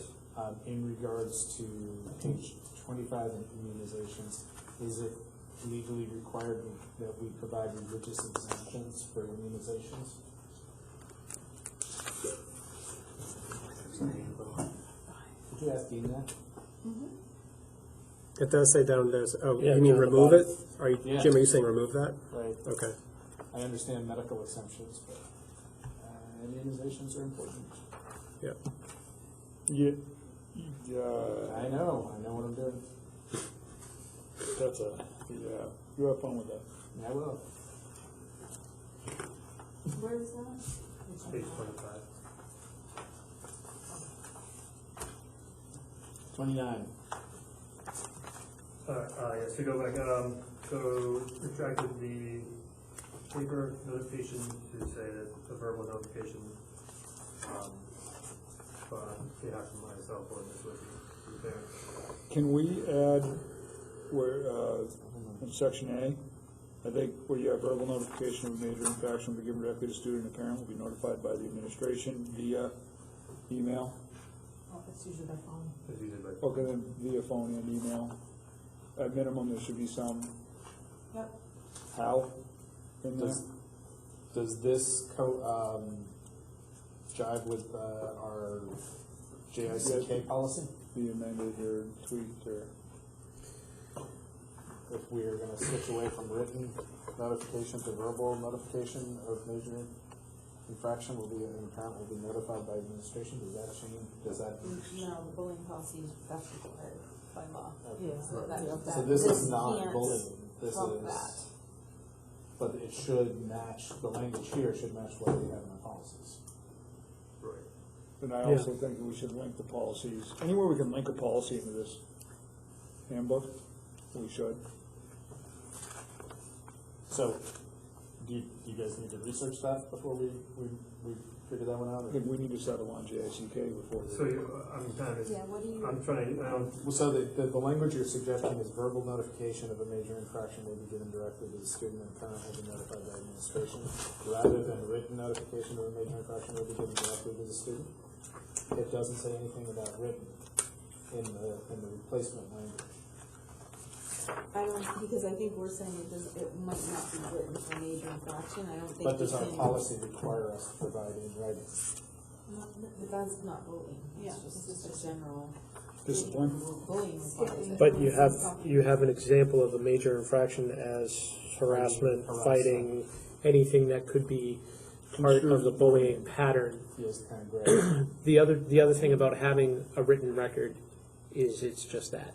You'll be able to, now you have documentation of contact. We notified you on this day, Yeah. this time. So How about from, written and or verbal? How we just put and or? I really like so the the, idea behind this was that previously a form was, I filled out a detention form Yeah, and gave it to the kid brought it home and got signed. yeah. When we do now, everything is, that form is no longer exists. We have a bullying form, et cetera, that is filled out, that it says OTA. But this is in regards to So- how I'm contacting the parent. right, so, but, Right. so when you fill out the bullying form, or not fill out, but when you assign a detention to a student, how do you notify the parents? I call, anytime there's a major infraction, I call them. Okay, and how is that documented? In Alma, like, everything goes in Alma. so, Okay, so, so at least there's a record of that contact. And is that accessible by the parents at all? No. Not, And then if there's an actual bullying report, then we fill out all the, That's a separate. so separate of bullying, I think here it should be verbal notification of a major infraction given directly to the student, parent will be notified by and a parent will be notified by the administration via phone. And I still think you should follow up with an email, just to follow up. There was an infraction with your student today, as we discussed on the phone, blah, blah, blah, blah, blah. It can be 2 sentences, but it's something that's time-stamped and done, so they can't come back and say you didn't call, or I wasn't notified. It's a phone call. It's an Or I email. don't remember that discussion. Right. You looking So, for JICK? I know it's Just being have it on picky, my- but No, I got that in my pile, leave it alone. Play with it. So, But this isn't bullying yet, this isn't well, bullying. no, I understand it's not bullying, but It's, the things that manifest in bullying are physical aggression, harassment, fighting. that is bullying, but Bullying is not gonna, necessarily, no, right? bullying, It's its own separate category. correct, it is its own separate category, but it very often manifests itself within those. And if kind it, of things. at that point, if it does turn into bullying, then it's So covered can by we law. have that language somehow like tied? I think that's what we're trying to say, is that this is not dealing with the bullying issue, this is dealing with major infractions by student. Somewhere in here it should say, bullying is dealt with by policy X, Y, Z. It's on the last page. Should it? It should be right tied next into to this? there. And just, yeah, make a note saying, if an event becomes bullying, then it will be dealt with, or see page, whatever. Through policy JSCK, or per policy JSCK, with a link to JSCK. Because JSCK is probably gonna change. So you're saying if it's automatic, if a major infraction No, yeah, it, is found to be bullying, it would be dealt with under policy all JS. but suspected bullying, because there's a whole procedure. Yeah. Suspected bullying.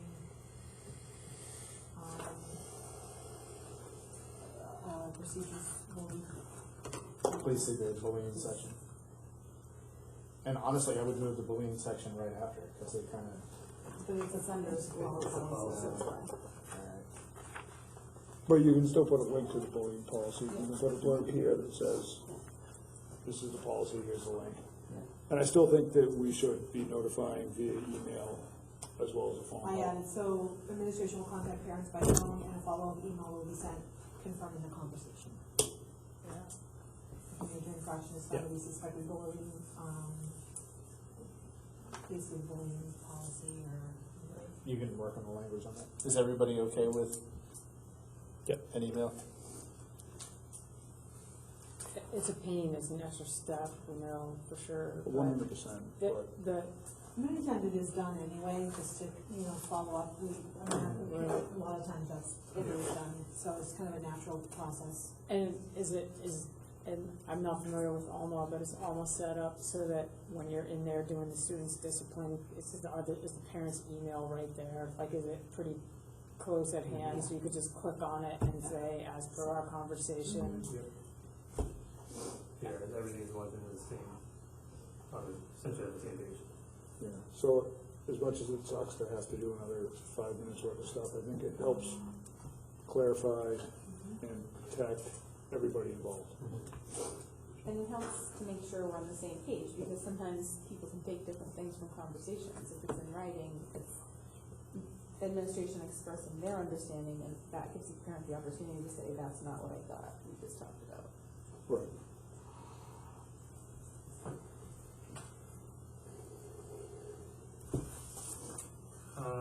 Page 30, so, well, I guess that, line B, is taken out, and it continues on to page 30. So it all goes back to the paper. Because you don't have the Correct. form. And then we changed assistant principal to administration, just,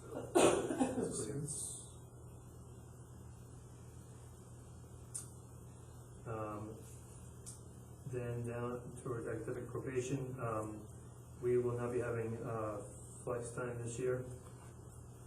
So, And we're not using advisory time. and we're not using advisory time, it was not the most productive way to handle, students, it had no deterrent on kids doing any kind of work, so. But it took away from the. It took away from the advisory program, so.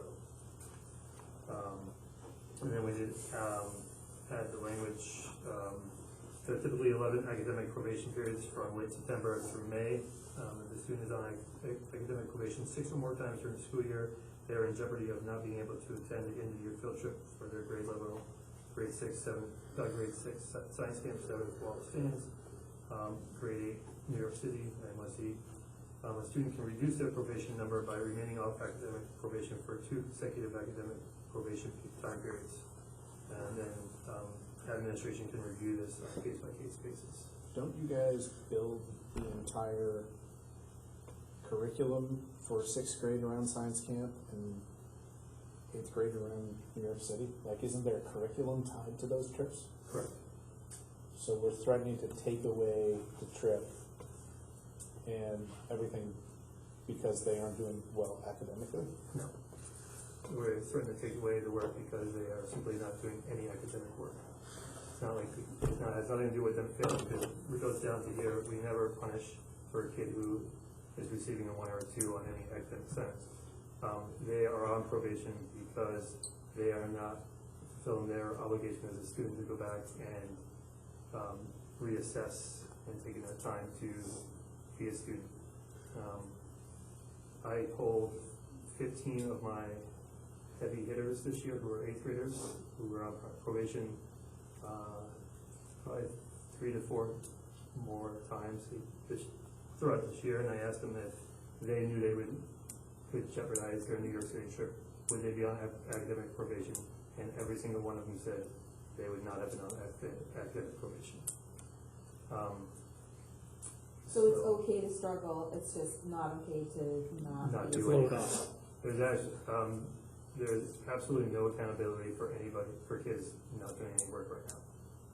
So, and it is. Don't we hold it back? No, we don't hold back kids. We don't hold anybody back there. You can't hold students back.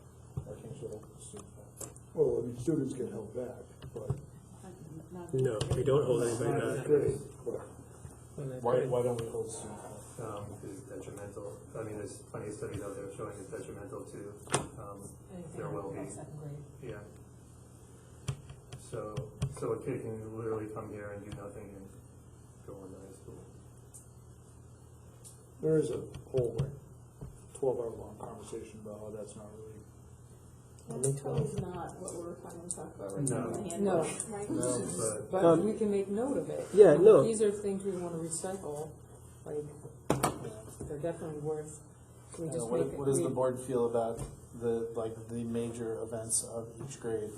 I think the kids need to do the work. But the larger discussion here is and one of our board goals that we haven't quite come back to and confirmed yet, that we were discussing in our goal setting meeting, was this idea of helping the school move towards more of a competency based model. And this to me does not say competency based. So on one hand we can say we are, but when this students who have received a level 1 or 2 on a summative in 2 or more classes will be placed on probation, like you were saying. It's not about whether they're actually understanding and demonstrating the skills. It's whether they're like doing their homework or not.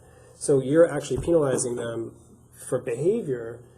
That's not competency-based education. So I hear the problem, and I know how do you motivate students, but this is a much larger discussion about what is competency-based education in our school. And we're not going to answer it now, but this seems punitive because a student is not being motivated. And so you motivate them by kind of, taking things away. I think there's also plenty of evidence that shows that doesn't motivate kids any more than. Well, the reason behind it was what I went back to. I asked all those students, saying, if you knew you would lose a trip, would you have done your work? And every single one of them said, absolutely, I would have. So if they had known up front, so if it had been expressed to them as a carrot, right, rather than a stick. All right. So game this out for me a little bit. You have an 8th grader whose family and the 8th grader, maybe he's not doing his work, or she's not doing his work, and they fundraise through the entire year, spending time at events and whatever else is involved in kind of the community aspect of the New York City trip, and then in June we tell them they can't go. Well, we're saying that there's 6 or more. You're looking at roughly 12 weeks, 3 months of not doing their work. And we're also given that ability to. But we've just said that we don't stop them regardless of whether they do their work or not. They're leaving. They're moving through here, right? There's no holding a kid back. When it fundamentally comes down to it, there's no holding a kid back. Right. Sounds a lot like the homework conversation. It is. It's all tied together. But I think no, it's not, because homework. I mean, you can still not do this. No, but it's work study habits. You're saying you're not going to penalize them if they get a 1 or a 2 because they're applying effort. Mm-hmm. So you're not really. It's not a competency whether they can perform the competencies. It's their work study habits and whether or not they're willing to put the effort in the first place. And for that, you need to be able to judge their work study habits, and they need to do the work as part of the work study habits, but we don't necessarily have a proper mechanism to gauge that yet. Right, and this should say work study habits rather than level 1 or 2, right? No. So, first of all, I think this would work, but the expectation has to be put in front of the students right up.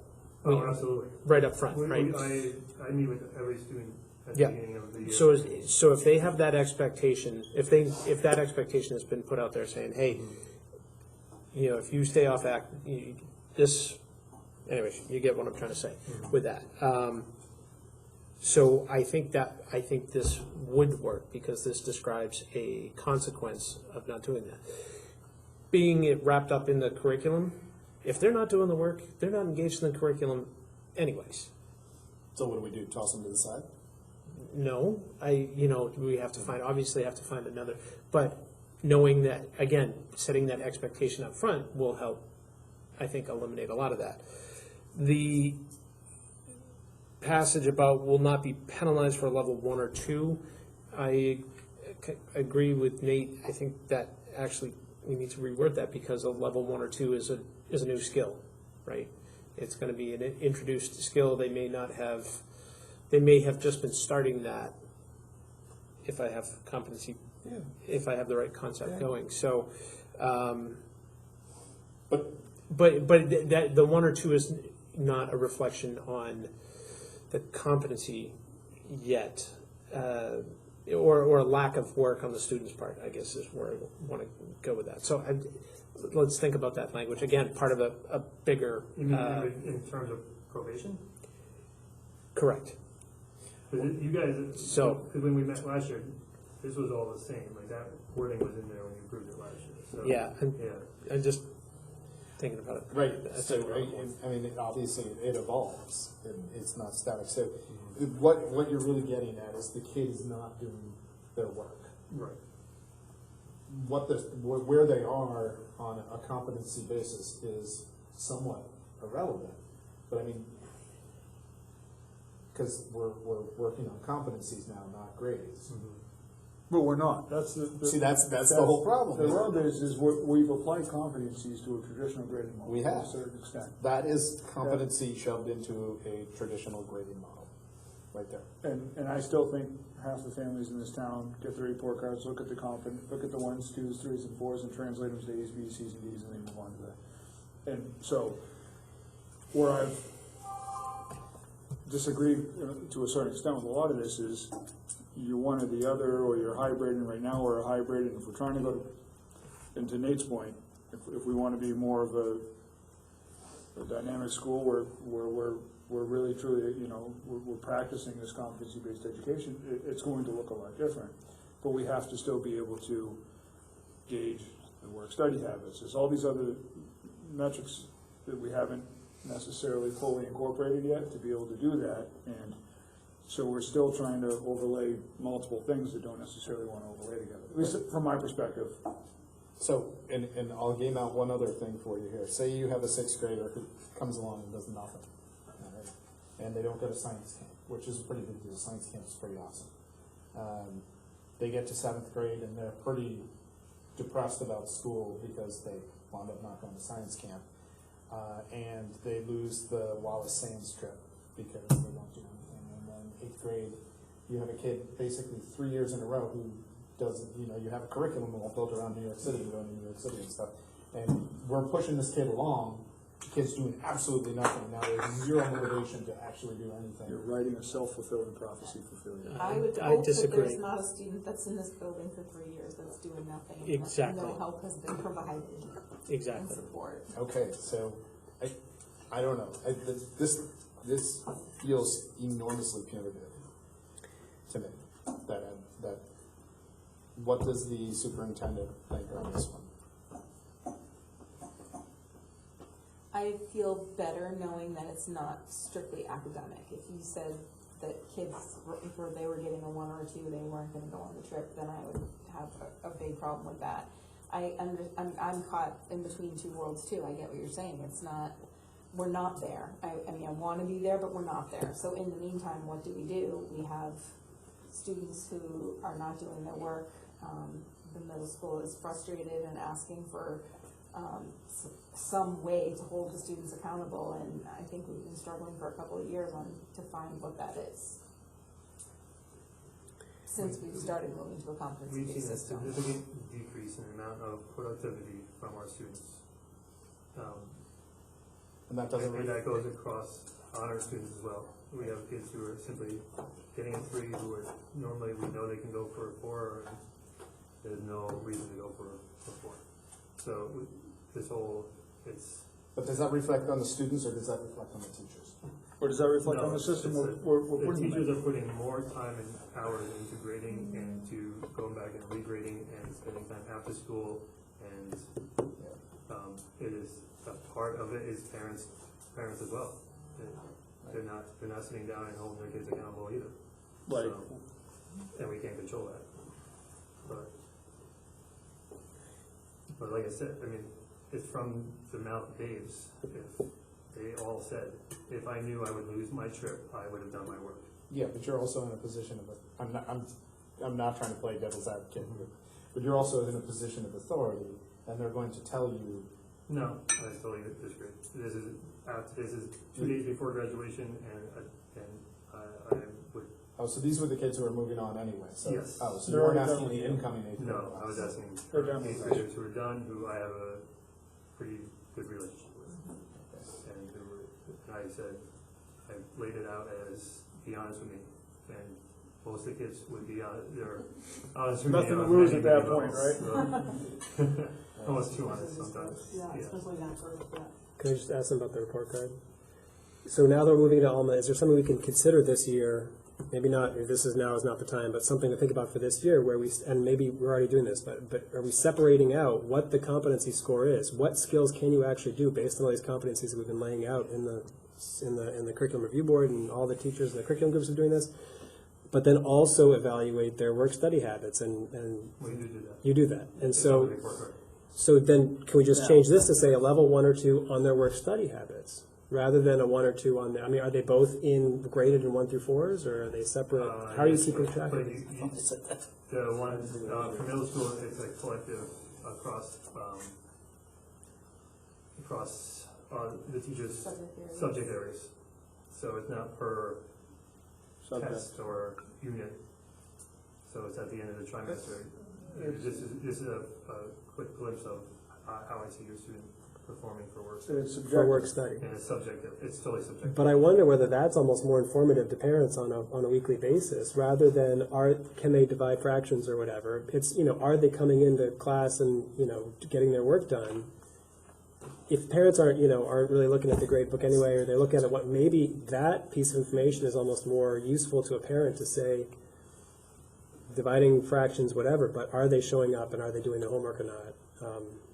I don't know, but that's a way of separating out and then changing the language in here to show that clearly would be a behavior-related metric that then could be used to then tie into an end-of-the-year thing. But we're not necessarily seeing the behavior in that regards to. We do hold kids back for behavior from the trip. Like if a kid has done something significantly wrong, they do not go on a field trip. So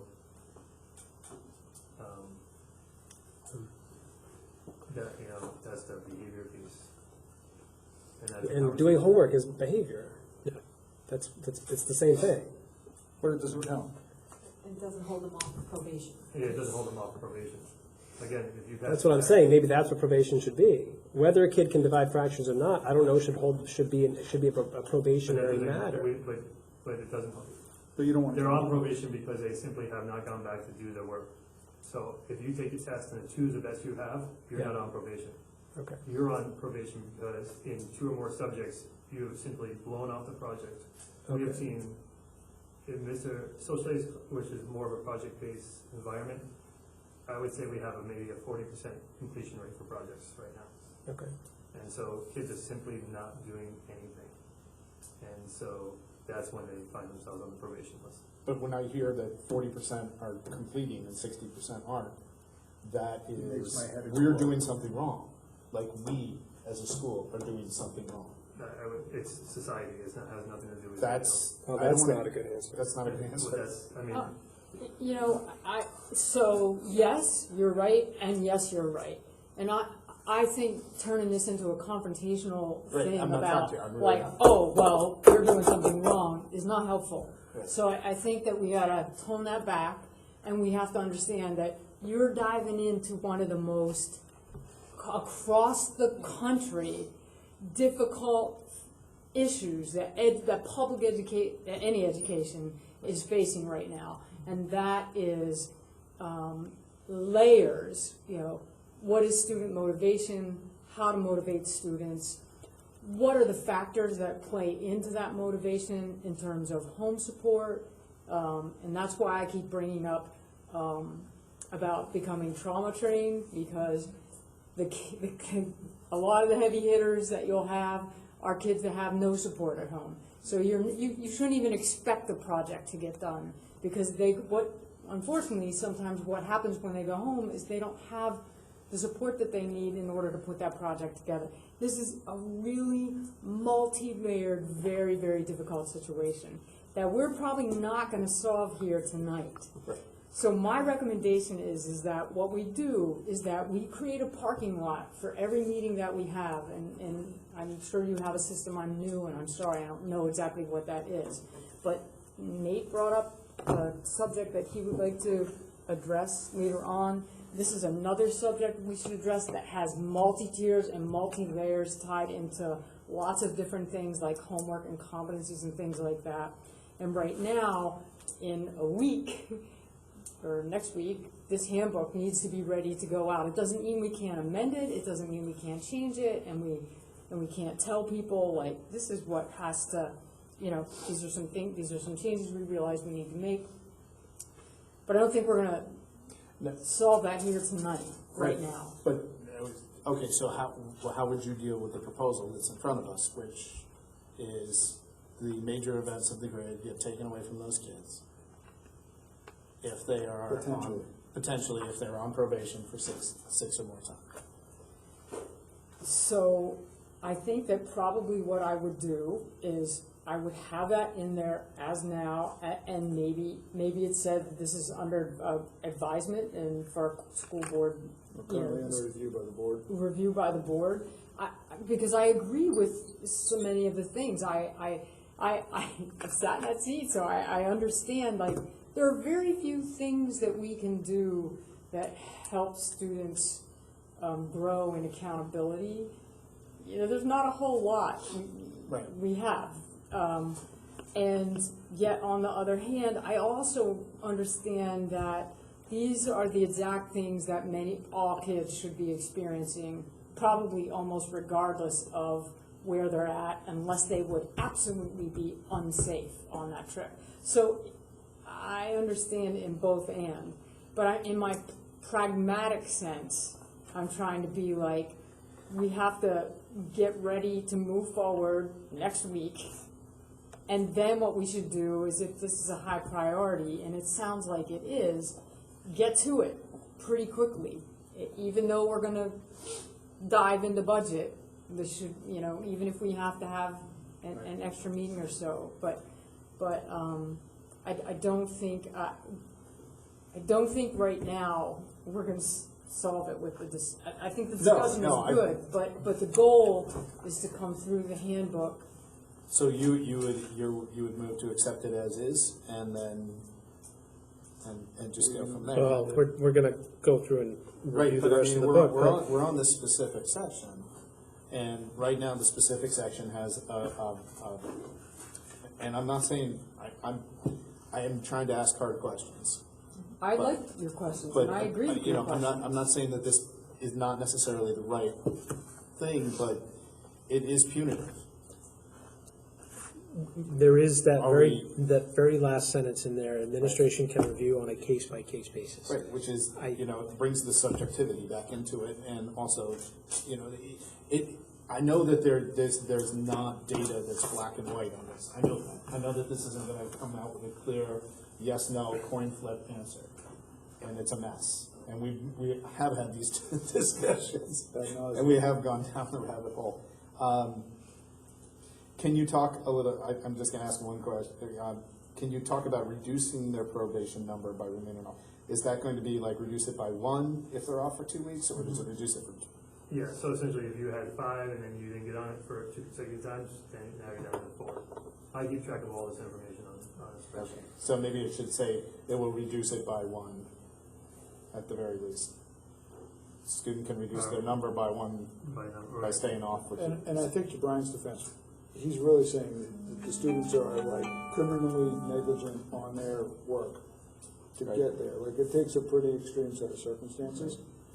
I do think there's a colossal 12-hour conversation tied to this, and There Gigi is. so incredibly right that we are not gonna fix it right now, so we should try to.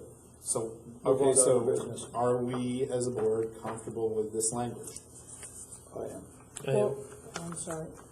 The question that I have, that piqued my interest, and admittedly, I have to become up to date more on the grading system that you've changed to, because I don't know it. I've been trying to catch up, but I'm still not quite there, so that might take me a little more time. But I am concerned that it does say students who have received the level 1 and 2 on a summative in 2 or more classes will be placed on probation. That is concerning to me, because if I'm a student and I'm really struggling and I'm having difficulty, They're not placed on probation for that. Okay. They're placed on probation for not going back and meeting with the teacher, reassessing, making corrections to tests, simply Making the effort. there's no effort on their account. And they have to be on 2 subject areas. So I guess maybe that is the language that should be somehow reflected in there.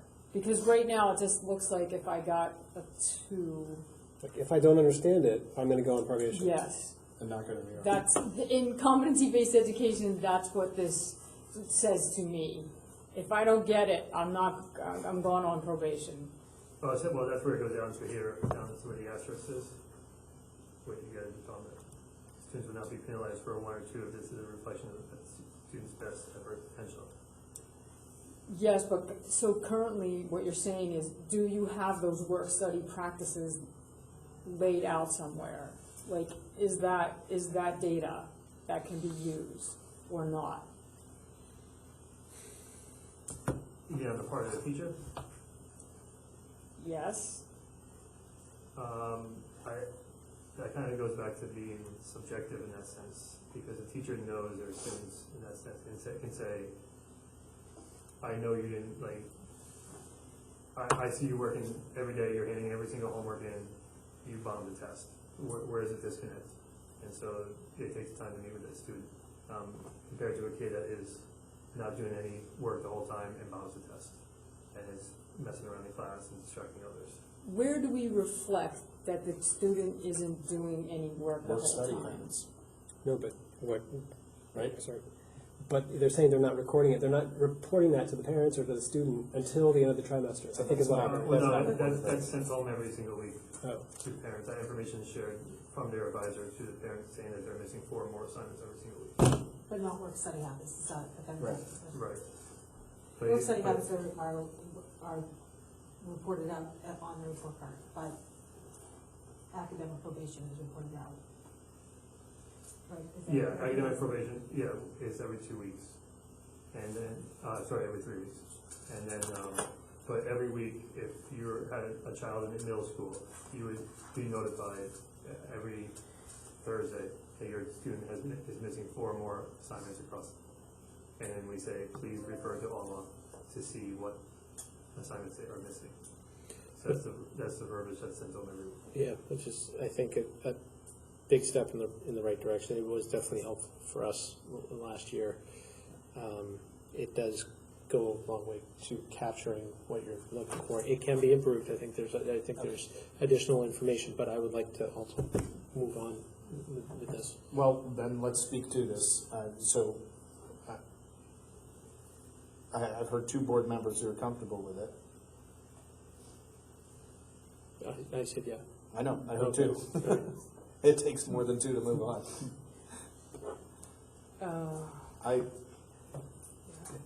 This is a mess to me, but. So again, I'm kind of wrestling. My pragmatic side is like, let's leave it here because it's in place, you know it, you understand it. But I am concerned when I see teachers will use their discretion on a case-by-case basis, which I think teacher discretion is all important, but I also know that if you're grading on work-study practices somewhere, and maybe it's just my lack of understanding of the grading system, Almost every assessment is backed by a rubric. So I don't know if that's helpful to know. So, But the assignment itself is not the work study practice. The practice is, are they goofing off in class? Are they focusing? Are they working in a group collaboratively? Are they showing up to class prepared? right. And if the only thing that's being reported back to parents is on a weekly basis whether they've done their homework or not, then they're missing a big picture of the work study habits. It's just like, are you doing your homework or not? That's a small slice of a work study big picture thing. Right, and that is communicated to parents when they get a phone call from me saying that John is disrupting class and he has to have an after-school detention. So that information is being shared by the... But only if it gets to the point of a detention. If it's a kid who's just kind of flying under the radar, just kind of not really doing work but not acting up, it's just kind of... Quiet in the corner. Yeah, and it turns out when they get to a summative that, oh, they get a 1, well, because they haven't really been, now 6 weeks have gone by and the parents didn't know about it. But the parents are being notified because they're not doing the homework. But homework doesn't count. No, but we are notifying. They're not doing the formative. But they're not doing the formative. So the parents are being notified that your child is not doing the work, Which is classwork and homework. which is classwork and homework. But they aren't notified on the classwork part, it's just the homework part, right? All these It's all formative. It's all formative, so it's, kids start work in class and they bring it home, so.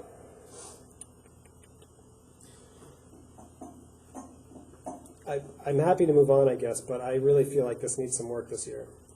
And we put this into our board goals. I would love to come back and say that our board goals, we haven't really kind of confirmed them yet, but that maybe is our next meeting. And I think this needs to be a larger discussion at some point. So why don't we, No, I'm doing it. So we have 3 people who are willing to move on at this point? I'm not in the classroom. I'm happy to defer to the administration, but this needs to be revisited, I think. And I want to feel more confident that the understanding of competence-based education that we're talking about is really happening in this school. And I feel like that's our job as a school board. sounds like a great conversation for the second meeting in September. Great. Can we? I think you also have, if you're gonna look at any kind of data, we won't have any data on this until the beginning of October, when our first probation period rolls out. It feels like the conversation is less data-based than almost philosophically based. Yeah. Well, I think Brian's point is if you had all these kids on probation last year and now this year you don't because they know they're gonna lose a trip. Is that what you mean? Yes, that's what I mean, That sorry, type of yes, data? yeah. So we'll see, You also have a very different 8th grade this year. Yeah. You have a different middle school than we did last year. And that every year it's dynamically different. but this bill for all 3 grade levels, so I can compare the numbers from current 8th graders who were 7th graders last year and current 7th graders who were 6th graders last year. Yeah, and I think that the important piece is to do it kind of in the spirit of like, hey, we want to work together to really get us to where we need to be in terms of competency-based education. I think it's easy for us to sit outside of the process, not understanding how arduous it is to get there. Some of us, anyway. Nate, you probably have more of a inside track. I've been talking about this for 10 years. And I have somewhat.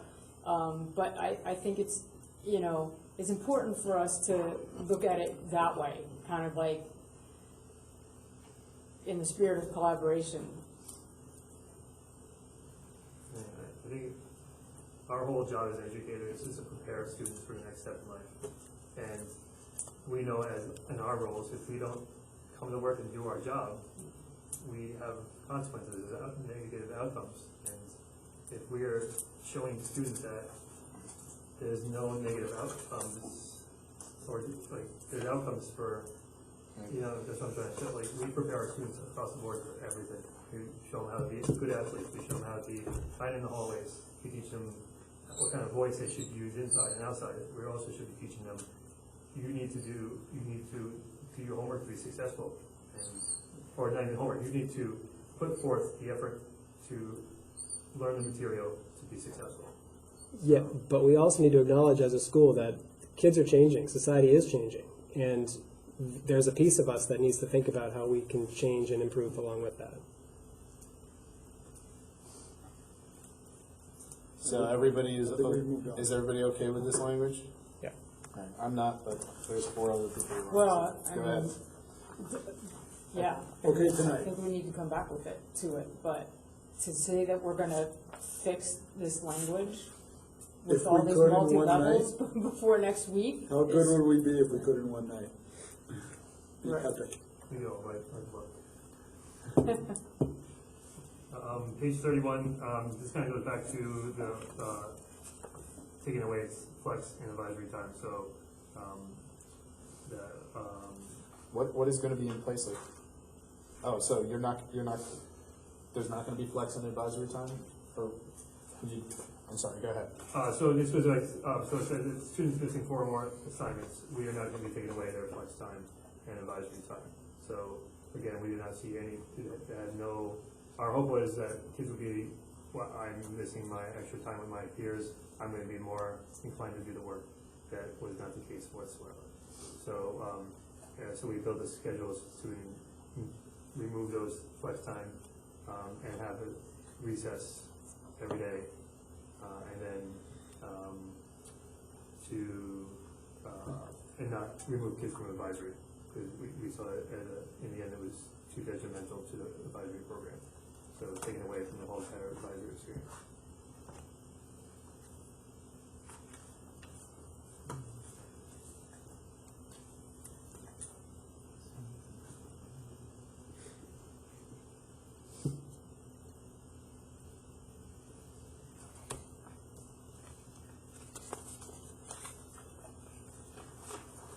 Does that make sense? I'm sorry.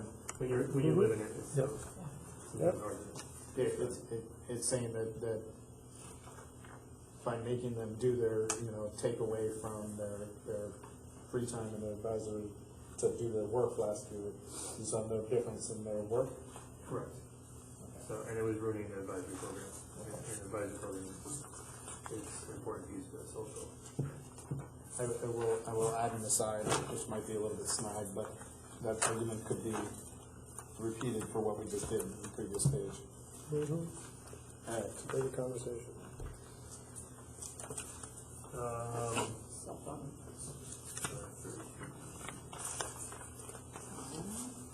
32 again, Cell phones. cell phone, that was just time. We're not changing anything when it comes to the way we handle cell phones. And we have seen a significant decrease in any kind of cell phone use, so it's been helpful. And that is it for the changes. All right, so we need to move to approve as amended. I don't think we ever moved to, Do we have to approve it? do we approve it? We approve it. We always have. Yeah. So that was a motion. Okay, who seconded it? Second. Discussion. Yes, we need more discussion. Not right now, though. Not on the book. No, I think we need to circle back to a number of things, and I think we should try to find a time when we know we're gonna circle back to it. Or at least start circling back to it. I think that's the biggest thing for us, is not to leave it on the table, but to leave it on the table with an understanding that we're gonna bring it back up. What I would really like is to have this, have the handbook ready in July next year, so that we can actually chew on this for like a meeting, Kind of prior like a policy, to, you get a couple of reads on it. right off the bat, so that we can have that long discussion and we're not up against the start of school. So, August, the first weekend, That first would be meeting in great. August? Yeah. Okay. We'll do that. Yeah. All in favor We're, of the- we're done with it by then too, so, Okay. yeah. All in favor of the handbook? Aye.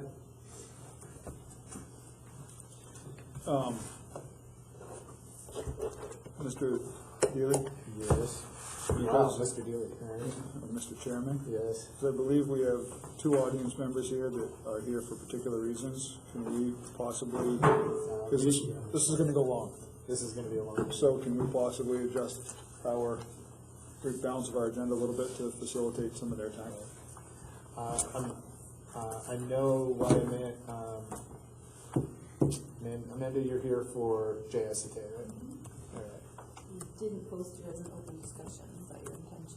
we did not post it as an open discussion, but I think there was, at the last meeting, we'd asked the principal to kind of create a couple of talking points in regards to some of the comments that had been made previously. I wasn't here. And we need the notes that Patty had from, Right. We did not get the notes that Amanda had shared with you in regards to her thoughts on. Yeah, I didn't know you wanted them. Ah. They were in my notes when we had a meeting, and then I followed it up with an email. She had just mentioned in public that she had passed something along to you to pass to us. Policy not being posted anywhere, Oh, yeah, but that's not my notes from the Oh. conversation. but it was The still not policy. posted anywhere as of last week. It When is- I requested the policy, Yeah. I got the one from the school dated 2011. Right, and then I gave you the one that should have been there. We But the talked about one- the broken link. The one that the school is Yeah. giving to people when they ask for it was dated 2011. Mm-hmm. So the school itself is not giving out the correct policy. It's been updated. All right, We so had that conversation to make sure that the links went back to the official policy. so there were no suggested changes to the actual JICK policy at the last discussion. There was discussion around how it wasn't. The impression was that it followed according to the policy, but there was no suggestion from the conversation around actual changes to it. So there were concerns, and I had asked Kristen to have a couple of responses to some of the concerns. So that would come up in the principal's report. I'm happy to speak to it now.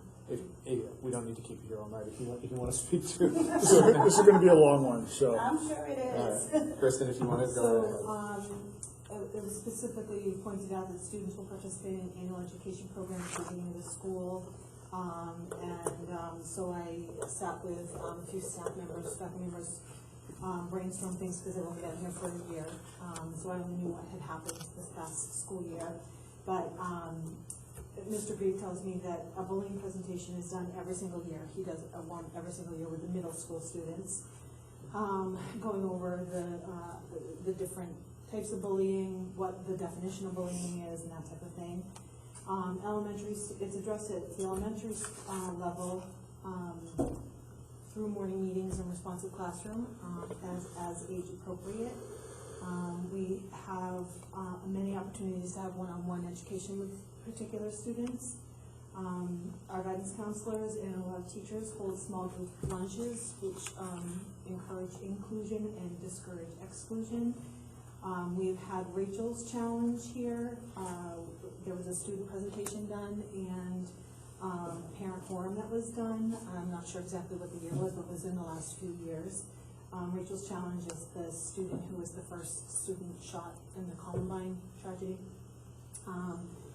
We've had Ryan's story here with a student presentation and a parent forum in the evening. And the Tiger, Plymouth State University's Tiger program has been here in the past. The person I spoke to couldn't remember the exact year, but they do know that Tiger has been here a couple of times, has done classroom presentations, has done whole school assemblies, has done student parent workshops. This year we've invited Tiger to do an elementary presentation called Kindness Counts, and they have a middle school presentation that they're going to be doing with the students called Bystander, a Portrait of Apathy. There's also going to be an evening parent workshop on Thursday, October 24th. The time is still to be determined. The middle school is also working on developing a couple of activities with their middle schoolers. One in particular called Know Your Classmate, which is a National Know Your Classmate Day. Another one in February called No One Is Alone, and addressing some of those exclusion versus inclusion type behaviors that happen a lot of times at that level. In Media Lit, cyberbullying is always discussed, as well as online safety. And at the middle school level again, Mr. Young, I was going to call him Mr. Russell. Mr. Young does a whole, addresses bullying and through his health curriculum. And also this year we're looking into researching the peer mentoring program, which has been in the past, has been at the school. to address social issues at the middle school level. There's also an elementary, part of that, but you have to have an interested adult or an interested teacher to spearhead that. So, those are some of the things that have been done here at the school in the past and things that are coming in the present. Can I jump into the policy a little bit? If the rest of the board is willing to talk policy to move this ahead, is everyone okay with that? Sure. Okay. So, just a couple of little things that I think maybe for clarification. The last page of the policy, or I guess the last written page of the policy, the first paragraph says copies of the policy should be given all employees, students, parents, annually published in the student handbook. We don't have the full policy in the handbook, so can we include the full policy in the handbook? The link is there. Yeah, it doesn't say it's through a link, and I think let's just make it visible as many times as possible. The whole policy in the handbook? I guess Yeah, if the it's handbook 3 is pages. It's another, I mean, it's electronic anyway, but it's 3 pages, tack it onto the end of it. And then, as well as having, obviously, links where pertinent. And then the other question I have is the third paragraph on that page. On which page? On the last page, or I guess the second to last technically, but the last page with text. The bullying policy will be included in the packet and require parent student signatures, return to the school. Do we do that? So is that part of the new packet? Bullying packet will be included at the beginning of the year in the packet, and will require parent, student, teachers, or signatures, returned to the school and kept on file at the office. So it's every family should be signing, for every child should be signing that Every year. and acknowledging the policy. Are we, do you know? I have to double check and make sure that, yeah. I can answer that as a parent. I get a paper that comes home that says, I'm aware there's bullying policy. Okay, so I think, But the issue last year was the correct policy wasn't listed. I get it, it's fixed this year, and I'm very happy. But I'm here to make sure that this doesn't happen to another kid, what happened to mine. Okay. I had no way to get to the policy, so you're just asking parents and kids to sign a form saying, I'm aware there's bullying policy, with no copy of the bullying policy, just a paper. right, so, It's 3 pages if we should print it out. Or included in the handbook that would be. I think it should just go home to every family, every kid, it should go home, and the parents should just sign it. I mean, I don't, Is everybody okay with that? So you're going to send all 3 pages of the policy home with an acknowledgement form? with an acknowledgement form. I mean, it's what the policy says. I'm only Yeah. asking us to Yeah, do yeah. what we say we're doing in the policy in the first place. Or we should amend the policy and take the language out of it. No, I think, I just have a clarifying, Sure. and Kristen and maybe Brian knows, for the whole handbook, isn't there usually a parent sign off in the beginning of the year, sign off on the whole handbook anyway? And Patty, there's no law that says that it has to be a separate sign off, No. so that, put it in the if we handbook. have put in the handbook, and then, The full policy. Okay, so the page then, if we're gonna do it that way, the page, because we're still gonna have, the parents are still gonna sign something saying they reviewed the handbook. Can we put on that signature page that, just a reminder to please review the bullying policy? as a separate signature, you could have 2. Or As a just say, separate I signature. reviewed the handbook and the bullying. yeah, And the I have bullets. also, Something along those lines. I want that kind of, I think we should keep it separate, though. Handbook, I have no problem with it being on the same form, but there has to be a separate acknowledgement. I've reviewed the bullying policy. Yeah.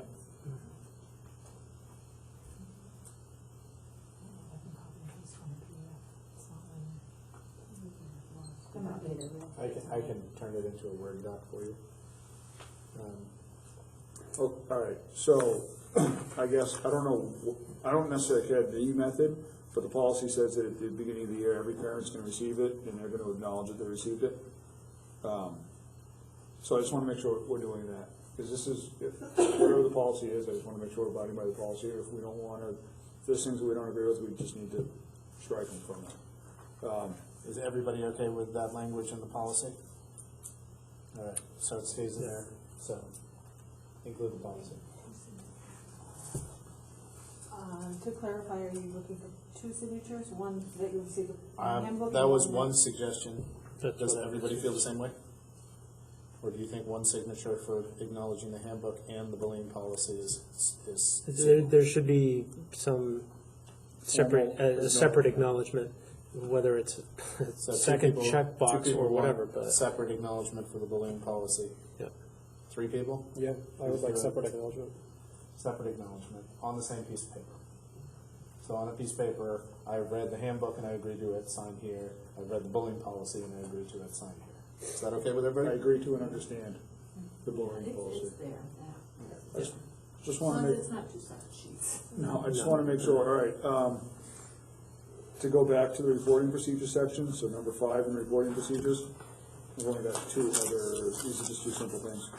Principal's designee shall notify by phone the parent or legal guardian. I think it should be by phone and in writing, or a Or follow. email, we just, Or email, right. By phone and email, or follow with a follow-up email, something along the lines. I'm not necessarily partial. On number 5? Number 5, On the reporting procedures, not the other one. under reporting procedures, I'm gonna circle back to the other page in a second. So, reporting procedures, number 5. You betcha. Yep. I'm good. Okay, so I just think it should be by phone as well as some form of writing, whether it's email. Presumably email, I think, is applicable to everybody at this point. So you are making a motion to amend number 5 to say that the principal or principal's designee shall notify by phone and email the parent or legal guardian? Or as well as email, and email as well as. Looking at that language, Well, Well, we this have a motion- motion, yep, yep, I need sorry. a second. sorry, second. Okay, so now we are discussing adding under number 5 on reporting procedure, notify by phone and email the parent, right? Is that what your language you used? Yeah. The question I have is the second part of that is all notifications shall be consistent with the student privacy rights under the FER. I think, again, 70, so in that particular act, are there methods, communication methods spelled out as No, that's, being required? FERPA that's the spot where it's basically saying you can't talk about another student. Okay, to the okay, family. I just wanted, I didn't want to It's the- duplicate. Yeah, it's the Family Education Rights to Privacy Act. It's not how you send the message, it's what's What's included in the message, right? and, Okay. and it can be, there was an incident we're investigating. I want to make sure for our own sake that we're documenting, in Alma, we're making the phone call, which are all the right things to do, but I also want to make sure that we're documenting it with the parents. So it has to be documented. If a bullying report is filed, it has to be in paper because there has to be a signature by the parent on it. Okay. Okay, so we have a. So is that change redundant then, or is that, No, that's the notification that it's it's a happening. notification that it's happening? It's not the actual form. Right. I don't think our form has a parent signature on it. The form goes to the superintendent, the form does not go to the parent. Our investigation form has all the details about both students and the parent's name and address and all that. It's the, If you don't have a form for the parent to sign that acknowledge that a report has been I don't know that. filed, Generated. a bullying report has been I'm not filed. sure how Brian does that. I don't know.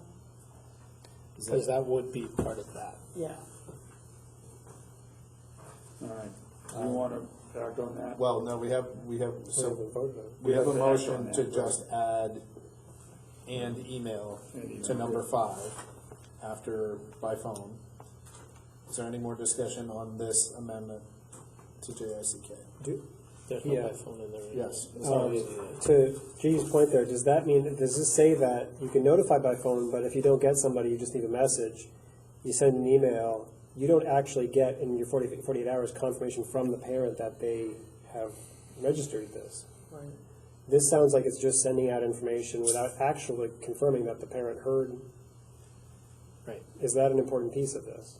I think so, because in that scenario you just described, you leave a voicemail, they send an email, that other party can plausibly deny that they received any communication. That happens all the time. Right. We keep a log that we sent an email, we left a voicemail, the date that we did it. Yeah. You would never get any work done if you had to wait for every parent to call you Right. back. Right. Can you you know how to do read receipt on email, right? I mean, those should all be sent read receipt, but in terms of like actual acknowledgement, all right, so are you making an amendment to include language? No, I did, I'm just curious about I don't think that makes sense why we wouldn't, but it sounds like doing something like read receipt would be a good step. Right, but that's just kind of internal housekeeping. Yeah. Okay. So we have a motion to add and email. Is there any amendment to the motion? All in favor? All right, Aye. Okay, I have one more. go ahead. All right, next page, number 4. This is again, the first sentence talks about how the principal will notify the parents after the completion of the investigation. We have the principal also send a letter to the parents. Should it be a letter or email? Just to clarify, I mean, again, by following the policy, we're actually writing a letter, stuffing it in an envelope, and We do both with letters. Sometimes we mail them and attach them to email. so should we say letter and email, letter or email? I mean, does a It's parent? the same, it's the No, same but message. I guess my question is does a parent ever come back to you and say, I never got the letter? Or, I just, We haven't had problems with that. I don't know if you have here. I've not heard of any.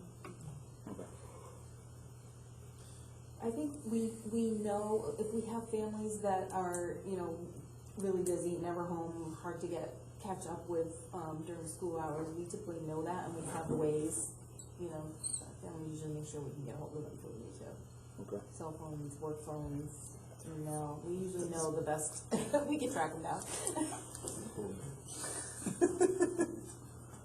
All right, So I'll leave so are that there one. any other amendments to the actual policy? Can I ask a question? Is the board okay with the question? Go ahead. Is it possible to have it worded in there that not only the person that is bullying, but also the victim of the bullying gets something in writing? I thought it It was. should be both parties, or all parties. Yeah, it says all people's involved, Okay, so it'll be both. and who is in charge of enforcing that? It goes assistant principal, principal, superintendent. If that doesn't happen, then you talk to the board.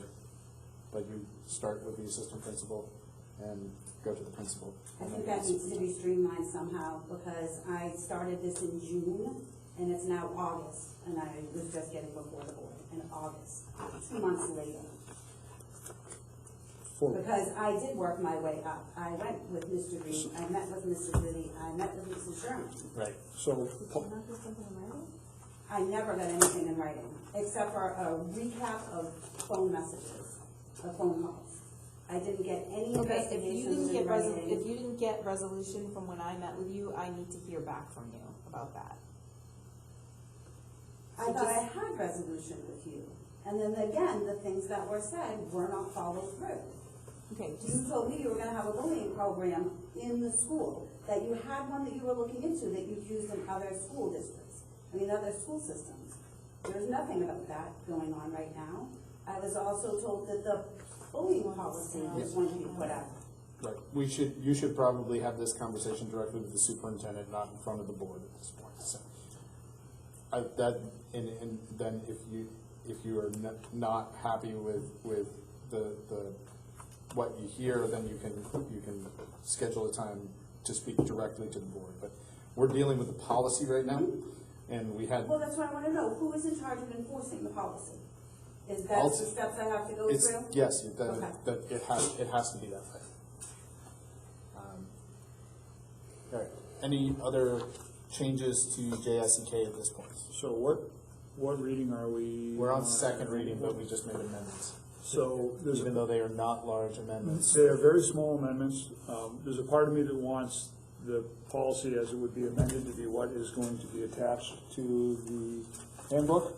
I am not adverse to calling for a vote on the policy as amended.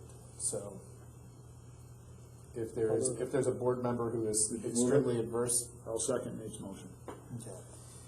So we are now discussing the policy as amended, which is including a little bit of language on notification. Not a whole lot of changes, but Any discussion? All in favor? Aye. Aye. Hey. Okay. So that's what we have for JSK. We will now move on to PTO report. Hi, Andrea.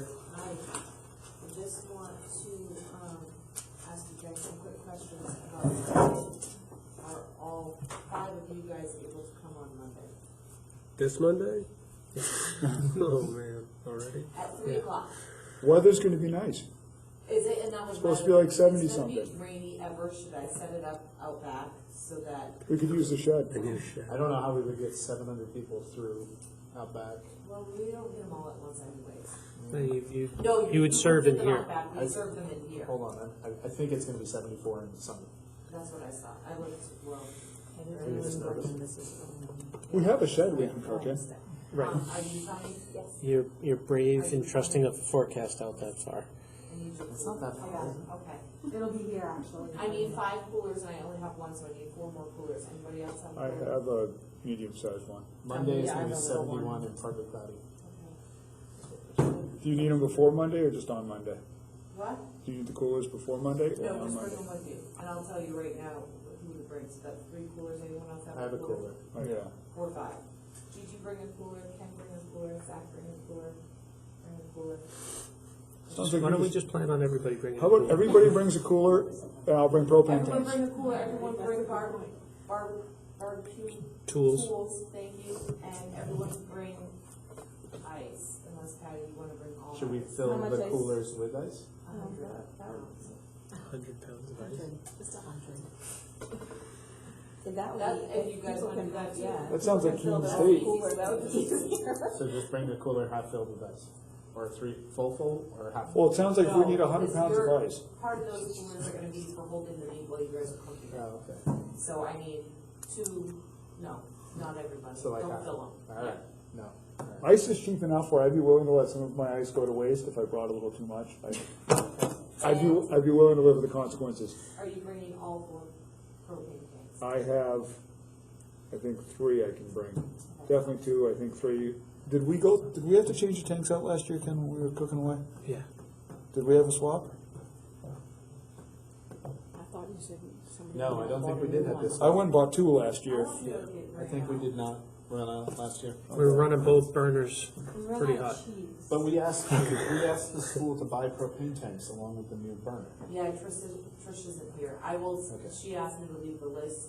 I'll talk to her tomorrow to make sure she's got the new grill, And the new tanks. tools, and we want 4 tanks. I just bought a brand new tank and filled it, so if you need another one, just, I'll throw tanks in my truck Okay. and I'll Do you- have them. the grill was. What time are we starting? 3 is when they want us to show I'll up. get everything else. It'll be tight for me to get here at 3. I took the day off. Coolers, ice, and Just to propane cook. tanks, Good and work. tools. Bring that, and I'll see you guys Monday, 3 o'clock. I will be here at 3 o'clock and my children will be here and you can use them as little helpers. Yeah, To do anything you want. 3-ish? Yeah. 3-ish is fine. I Okay. mean, I'll that's be a little not late. close to I work. will, I can't do 3. yeah. I'll bring it Don't over. think I'm going to be in Chicago, Which might be. but I'm throwing that out there right Yeah, now. on a Wednesday, you don't really. No, that's how my company works. So I will 85% be here. I got quite a few PTO moms that are gonna come too, so. I'll be here. All right. Where else can you smell like a giant greasy burger? For a The fair. That's true. That's true. Anything else with PTO, or are you good? That I'm good, I haven't had my first meeting, although I will say we had our Dragon Dash at night, the Dragon. Why? And it went really well, we had more than twice as many people as the last time, we put it with the old homestay, so the ending seemed like an event. Yeah. I don't think all the people were there, but it was really good. I didn't win this time though, so I have to try again. I think you should do that again. Matching So I it don't up. have all I think we should do a board team next year. Yeah, A board team. which way do you want? I'll bike. I'll swim. Did Zach win? I did not win, All right, okay? just was My asking. self-esteem has been shattered. I did, I won. Like, I can Yeah. do that. Yeah, I got to the end and Gigi was already there, hanging out, relaxed, toweled off.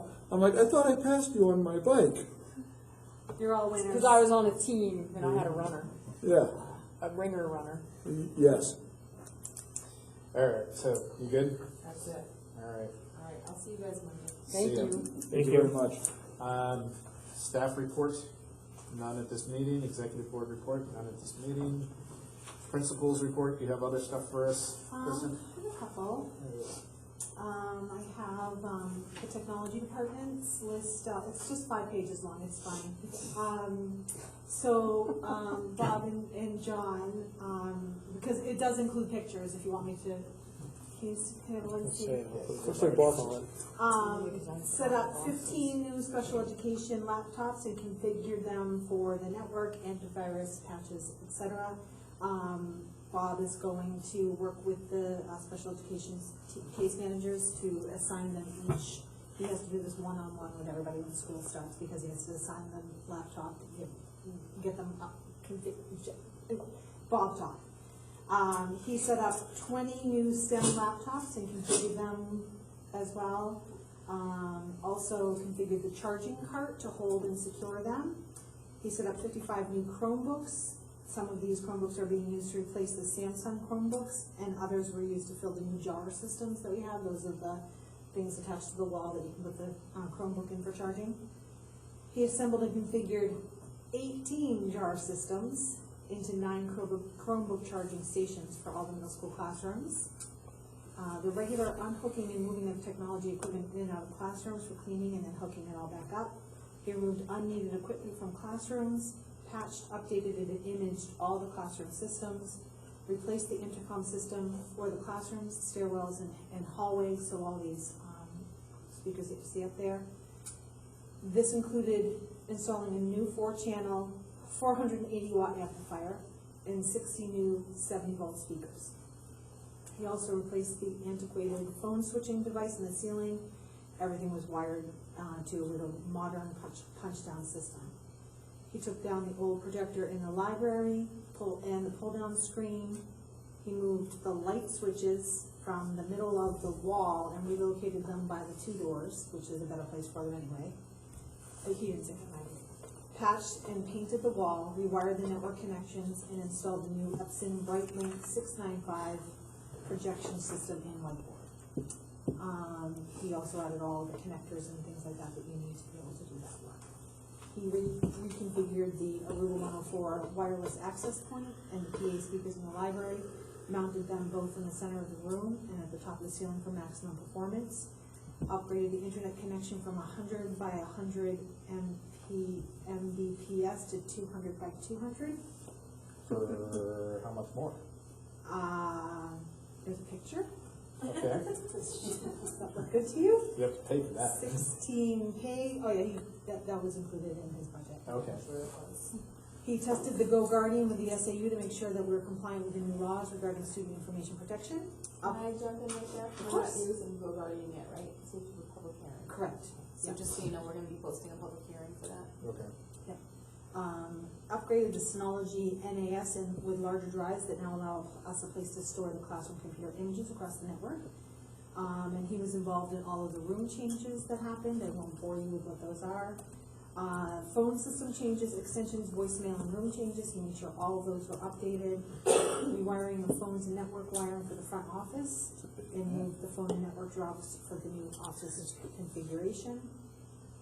Oh gosh, it's about that. We can put it in the drive for them. Yeah. I can just put it in the Well, drive. you so don't have to want read it all. I don't understand anything you're saying. I understand he was a busy dude. Yeah. He installed the network drops for the vending machine. Did everyone see the new location of the vending machine? Lobby camera and the lobby LCD big screen display. He eliminated the need for a network PoE switch from room 132 and used it to power all the devices. Student network and Google account additions and deletions. Staff network and Google account addition and deletions. He reprogrammed the key scan server for the new school hours.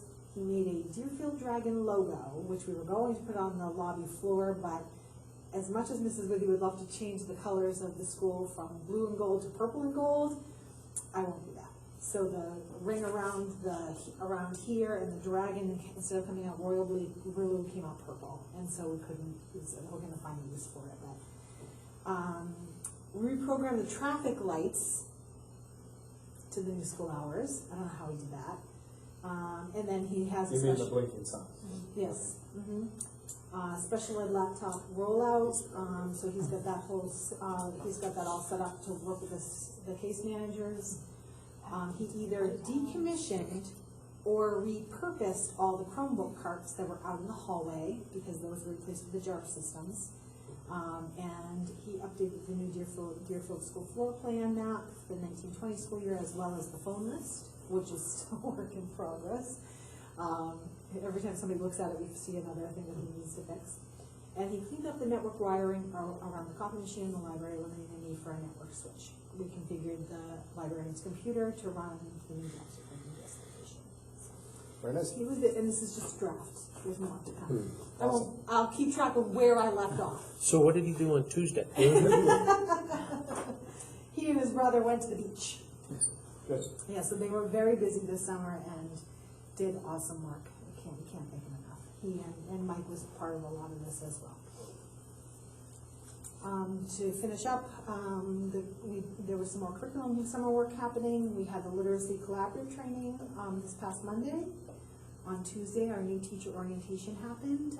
We welcomed in our UNH interns. Mrs. Przbolski has an intern, her name is Alex Amicon. Mrs. Audley will have a intern in third grade. Her name is Emily Huey. Preschool has an intern that's going to be here 2 days a week. Preschool is a very special program at UNH. So she works here and then she does early intervention as well. So her name is Alicia Gianelli, and Holly Pym is going to be our art intern from UNH and will be shared between Jess, Miss Dickey, and Mrs. Chase for half of the year. Then in December after December she goes to a high school location. We welcomed our certified staff, new member, Sally Hyman, who is a case manager at grade 1, Beth Mossu, our new library media specialist. Pat O'Brien was not here, but she is our new one-day nurse. Meredith St. Onge was not at this the orientation, but she is our new food service director. Rachel Samia was here. Samia, she's our second grade teacher, and Michael Trong was back, our music teacher. We have a long-term music sub that we're going to have in place, but she has to be fingerprinted. So that's almost complete. And then we have several paraprofessionals that have been hired or non-certified staff, including Cheryl Brown, Kelly Duffy, Lori Lopez, Lori Lundstead, Carolyn O'Neill, who is going to be returning. She did start at the end of last school year, and she'll be returning. Carly Ronayne and Joanna Tees. Some of those people were taken off our ever-shrinking substitute teacher list. So if there was anybody interested in doing that, applying to be a sub. I nominate Jim. All right. Why not? Can I ask a Sure. quick one of Patty? The Go Guardian hearing, is that more about the money that's being spent, or is it more about No, it's about information? Student Privacy Student Act. privacy. Yeah, that Okay. it requires, we looked into it a little bit more, and Peter and I were in agreement that there should be a separate public hearing for that. Okay. Yeah. Thank you. Curriculum Review Board, Mr. Oxnard. Did not meet. Concord High School. So Mr. Oxnard and I went to Concord, had a conversation with the board and the superintendent, and we did ask for an increase in communication, and the superintendent promised to share all public letters and broadcasts that come in regards to Concord High School, to the Deerfield administration, and also to the school, so that it can be easily sent around into our community. At this point, Concord High School is starting with, they're looking for an interim principal. Whether or not they have somebody who can fill that role, which was not filled when we had the discussion, is not sure. If not, someone from the superintendent's office, perhaps the superintendent, will be starting the year filling the role at Concord High School. And that's while they finish investigations and Correct. finalize a report. They said investigations for ongoing issues will not be, initial investigations won't be back until after Labor Day, and the public will not hear anything until the end of September. So, we did ask about our success report, which Concord High School is to provide to us every August, and we have that. It was included in your packets. If we are interested, I am sure the assistant principal could come down and speak to us. Tom Crumreen could come down and chat with us about it if we are interested. I think we should have it on the agenda for the next meeting so that we can kind of get into it in depth. You have a chance to read it. The report, or actually having the assistant principal come down and talk with us? We should talk about the report. What's the board's feeling on asking somebody to come down? Can't determine whether or not we need to have him come down until after reading the report. Right. I think we can have the conversation, and then if some big questions come up, we can either direct them or. Both Nate and I emphasized that we want to continue to have communication with the Concord board. The Concord board was emphatic that they enjoy having our students there and look forward to a good year. So, any questions on that? All right. Policies, DAF, Administration of Federal Grants. Actually, before we do that, sorry, Jim, just under continuing business, can we just quickly revisit finishing off the upstairs of the shed real quick? We should have added that to the agenda when we did I the didn't agenda think of review. it. I know, I apologize, I'm bad, but we can push it to the end. I just figured it was good to bring it up under continuing business. But It would be at the discretion of the rest of the board. fair Is the enough. rest of the board open to having a discussion? That was last week. Yes? Yes? Okay, Yeah. go ahead. I just was thinking about it over the last, since the last meeting, so a week. In that it probably does make sense that to do it now, while we have the opportunity and it's all ready to go. It's a minor thing for it to continue on. I say minor as far as logistically minor. I know it is. There's money involved that we obviously need to discuss, but the more I think about it, I've had my own projects where I've only done a little bit, and then meaning to go back, and by that time, there's stuff in front that you got to move again or take out, and it becomes more of a hassle to go back and finish it, and more often than not, it remains incomplete. So, I don't know, I just wanted to revisit it and see if we really should just finish it now and be done with it. Can I talk about what we're gonna get under the current contract we have? Sure. Okay. We're talking about it. So, right now, it was a 10 by 14 space that would be conditioned. You would do it on the second story. In the current layout of the building, there's going to be a set of exterior stairs on the, you can't see the building anymore, but on the, if you're facing the building, on the right side, and then on the interior of the building, there's going to be a set of interior stairs on the back wall. They're going to go up and in. So, after going up there with the builder, instead of a 10x14 space, a 12x12 just makes more sense, just because of the footprint of the building and where the load-bearing columns are, to put that space there. So it would be in basically the opposite corner from the stairs. So it would be in the back corner on that side, on the second floor is where the conditioned space would be. And it would be with a small direct vent heater inside that space. I talked to Cindy, at minimum, she needs that space to be able to put, store, balls and stuff that are out of season, as well as uniforms, in a dry, conditioned, not damp, wet space. So that room, I think Cindy's gonna, or the athletics department, I guess is what I would put it, is gonna be able to fill in its entirety pretty easily. The numbers we got to condition the entire space, obviously we're receiving credit by not building out one room, and we would just be conditioning the entire space. It's just, it would cost more to do it down the road, which is why I brought it up last week. We'd have to add an additional heater or tear out a heater that's the wrong size and put in a heater that's the right size. And then we will have that particular room, whether or not we want it there down the road, we'd potentially be looking at tearing out that room to free up all the floor space inside there. So do we have are you guys interested in re-proposing the motion, or what are we doing here? I died with it last week, I'll second it, but do we have numbers, Zach? What it would cost? It was like $10,000 I think it was last week. 12, I think. 12.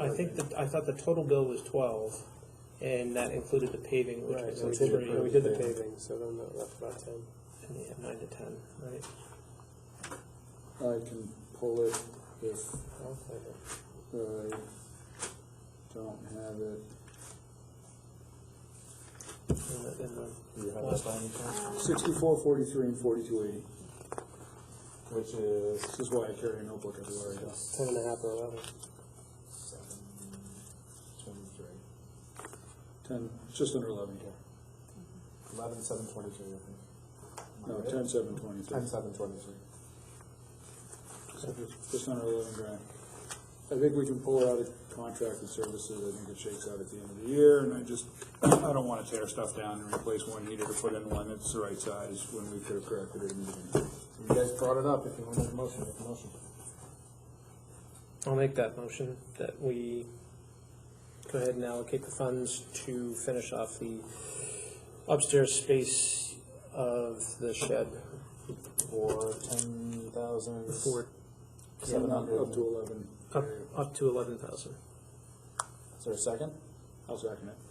All right, discussion. Where is it coming from? I still haven't. I hear that it makes sense to spend it now rather than doing it later. That saves money. But I'm still not hearing the school asking for it. I feel like we always kind of go back and forth in this micromanagement. Here it is. We're like doing this thing where but we have the PE is covered. We've got the grounds are covered downstairs with the garage. I don't see a clear need for an extra $11,000 in this building. It saves money now, but if we don't need to do it, then I think conditioning the entire space just gives you that much more flexibility with it. For whatever we decide needs to go in there. Obviously, the space downstairs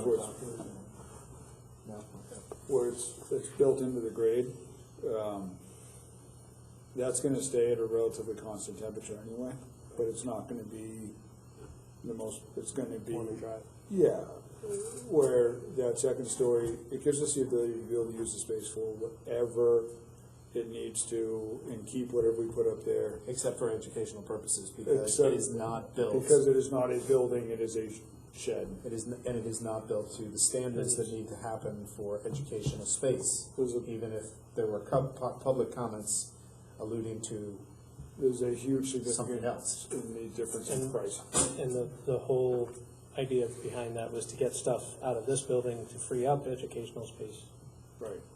So, I don't know. I mean, I'm trying to be proactive. I'm trying to look into the future and know that we're going to be utilizing the space. And I mean, I think that one room, the athletics department's gonna fill, I mean, a 12-by-12 room is not a big room. They're gonna fill that instantly, and I'd hate to find out that, okay, we still don't have one of our locker rooms freed up because the stuff that's in that locker room needs to be upstairs and it can't be in a conditioned space. So to me, bite the bullet, do it. We'll shake it out between now and the end of the year, and let's just get it done. Any additional discussion? All in favor? Aye. Aye. Opposed? Nay.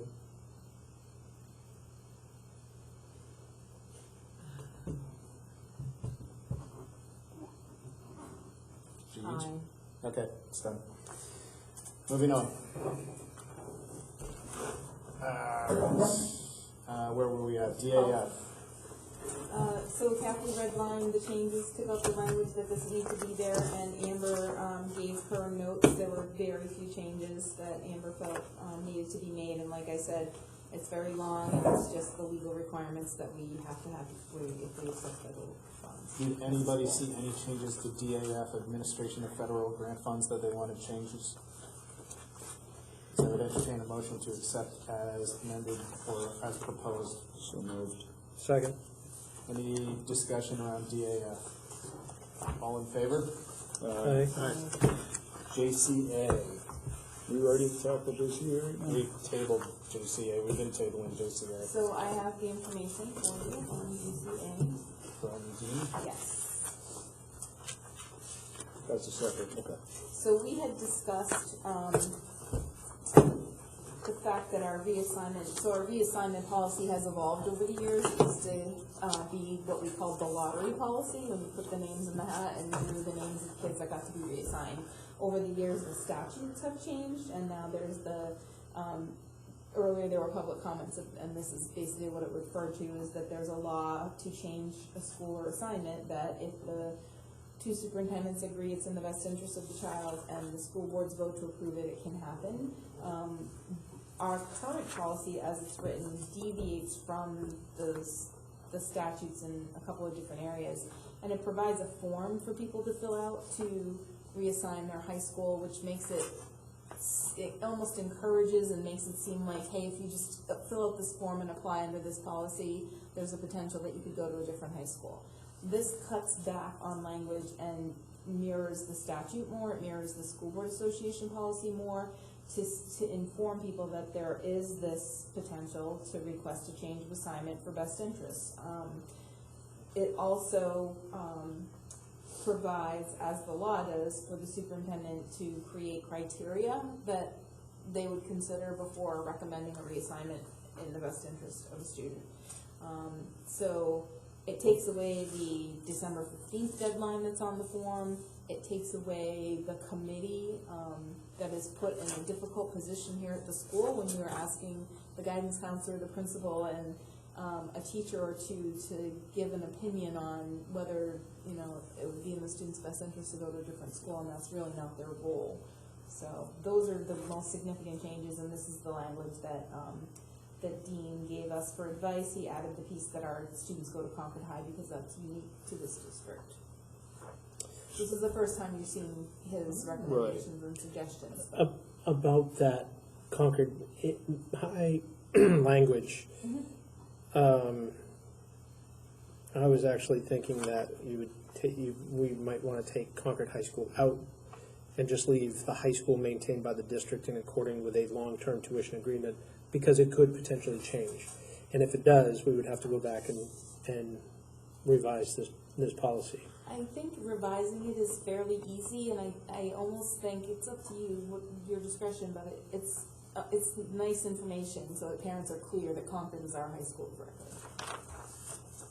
And that if that changes, you can certainly update the policy. So what this doesn't reflect is the fact is we are still required by that contract to have a 90%. Right, I sent that response that wouldn't it make sense to include that language in here too, or that was my response to Dean. Because that's one of my responses.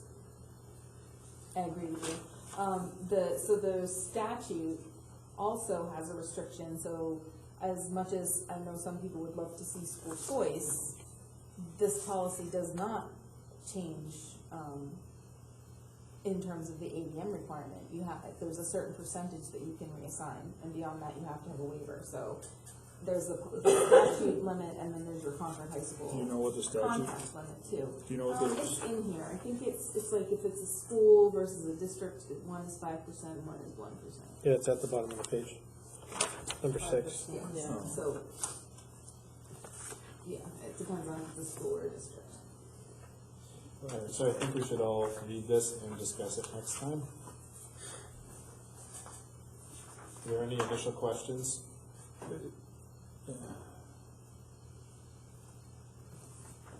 Alright, take that home. Everybody okay? Yeah, that's good.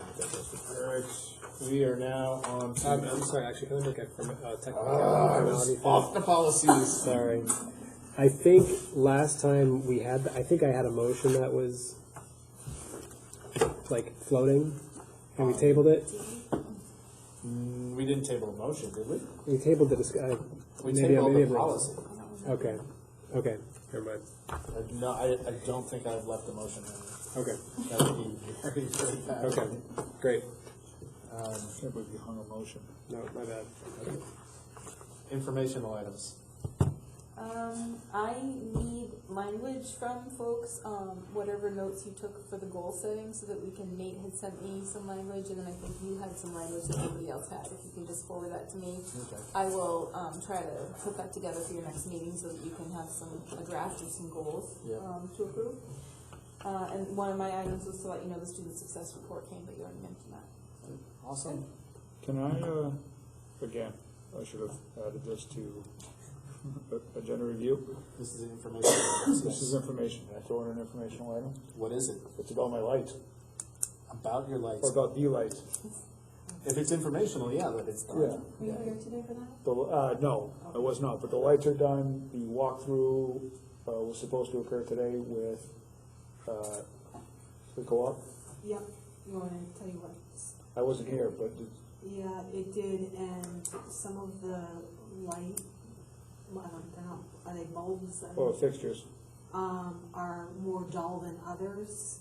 Okay. So when you walk through, it's in some of the classrooms, you can see it more than you can in the cafeteria, maybe because they're not all on, but some classrooms are really bright, and then one side is a little more dull than the other, so the guy was, I don't even, Brian, I think, talked to him more. No, Okay. you were there for that conference, maybe? Yes, that's something we'll show you in class. Okay.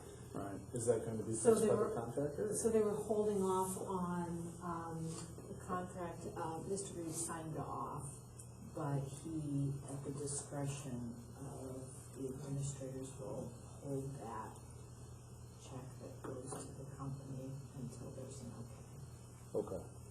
I know there were some other comments about the wiring specifically in here. The contractor had to rework. He included it, but the wiring in here was all questionable as to whether or not it was up to current standards. So this whole, all the chases in the cafeteria got rewired. Anything they saw was brought that wasn't necessarily to the standards they thought it should have been. They did update as well when they were inside the ceilings. And then obviously I guess we need to see what happens with the rest of the walkthrough stuff. Okay. One more information. How about it, man? I was contacted by a parent, and let me preface this by saying that this is outside of our purview as the school district. So this is really, and I'm not getting into a long conversation right now, but just informational. Maybe if we want to pick it up later, I'll bring it up again. A parent contacted me about the idea of helping address the after-school situation in this town. Not necessarily the busing piece of it, but the overflow of the fact that our Parks and Rec program apparently cannot fit all of the students. We're getting, obviously we've talked about a higher number, an increasing number of kids in the town. They cannot all fit in the after-school program. A parent contacted me about contacting the YMCA, and there's a YMCA, I think, in Manchester. We fit in the Manchester district or whatever it is, and so they are interested. There is some work to be done, and normally they work with the school. I recognize that we don't have a lot of space in the school as it is, so I don't know where this would go, but I think that in the interest of the town, in the interest of being able to provide options for our students after school between 2:45 and when parents get out of work, I think it's worth investigating. So I'll leave it there, but I might bring it up next time, I guess, and maybe see if I Put it can. on the agenda. I think we should. Okay. Any other informational surprises? No? Okay, public comments? Nothing? Anyone? All right. All right, as per NHRSA 91-A:3 and D, is that what you said? B and C. B and C, have an entertaining motion to go into non-public. So moved. Second. All in favor? Yes. Yes. Yes. Yes. Yes. Yes. Thank you, Andy.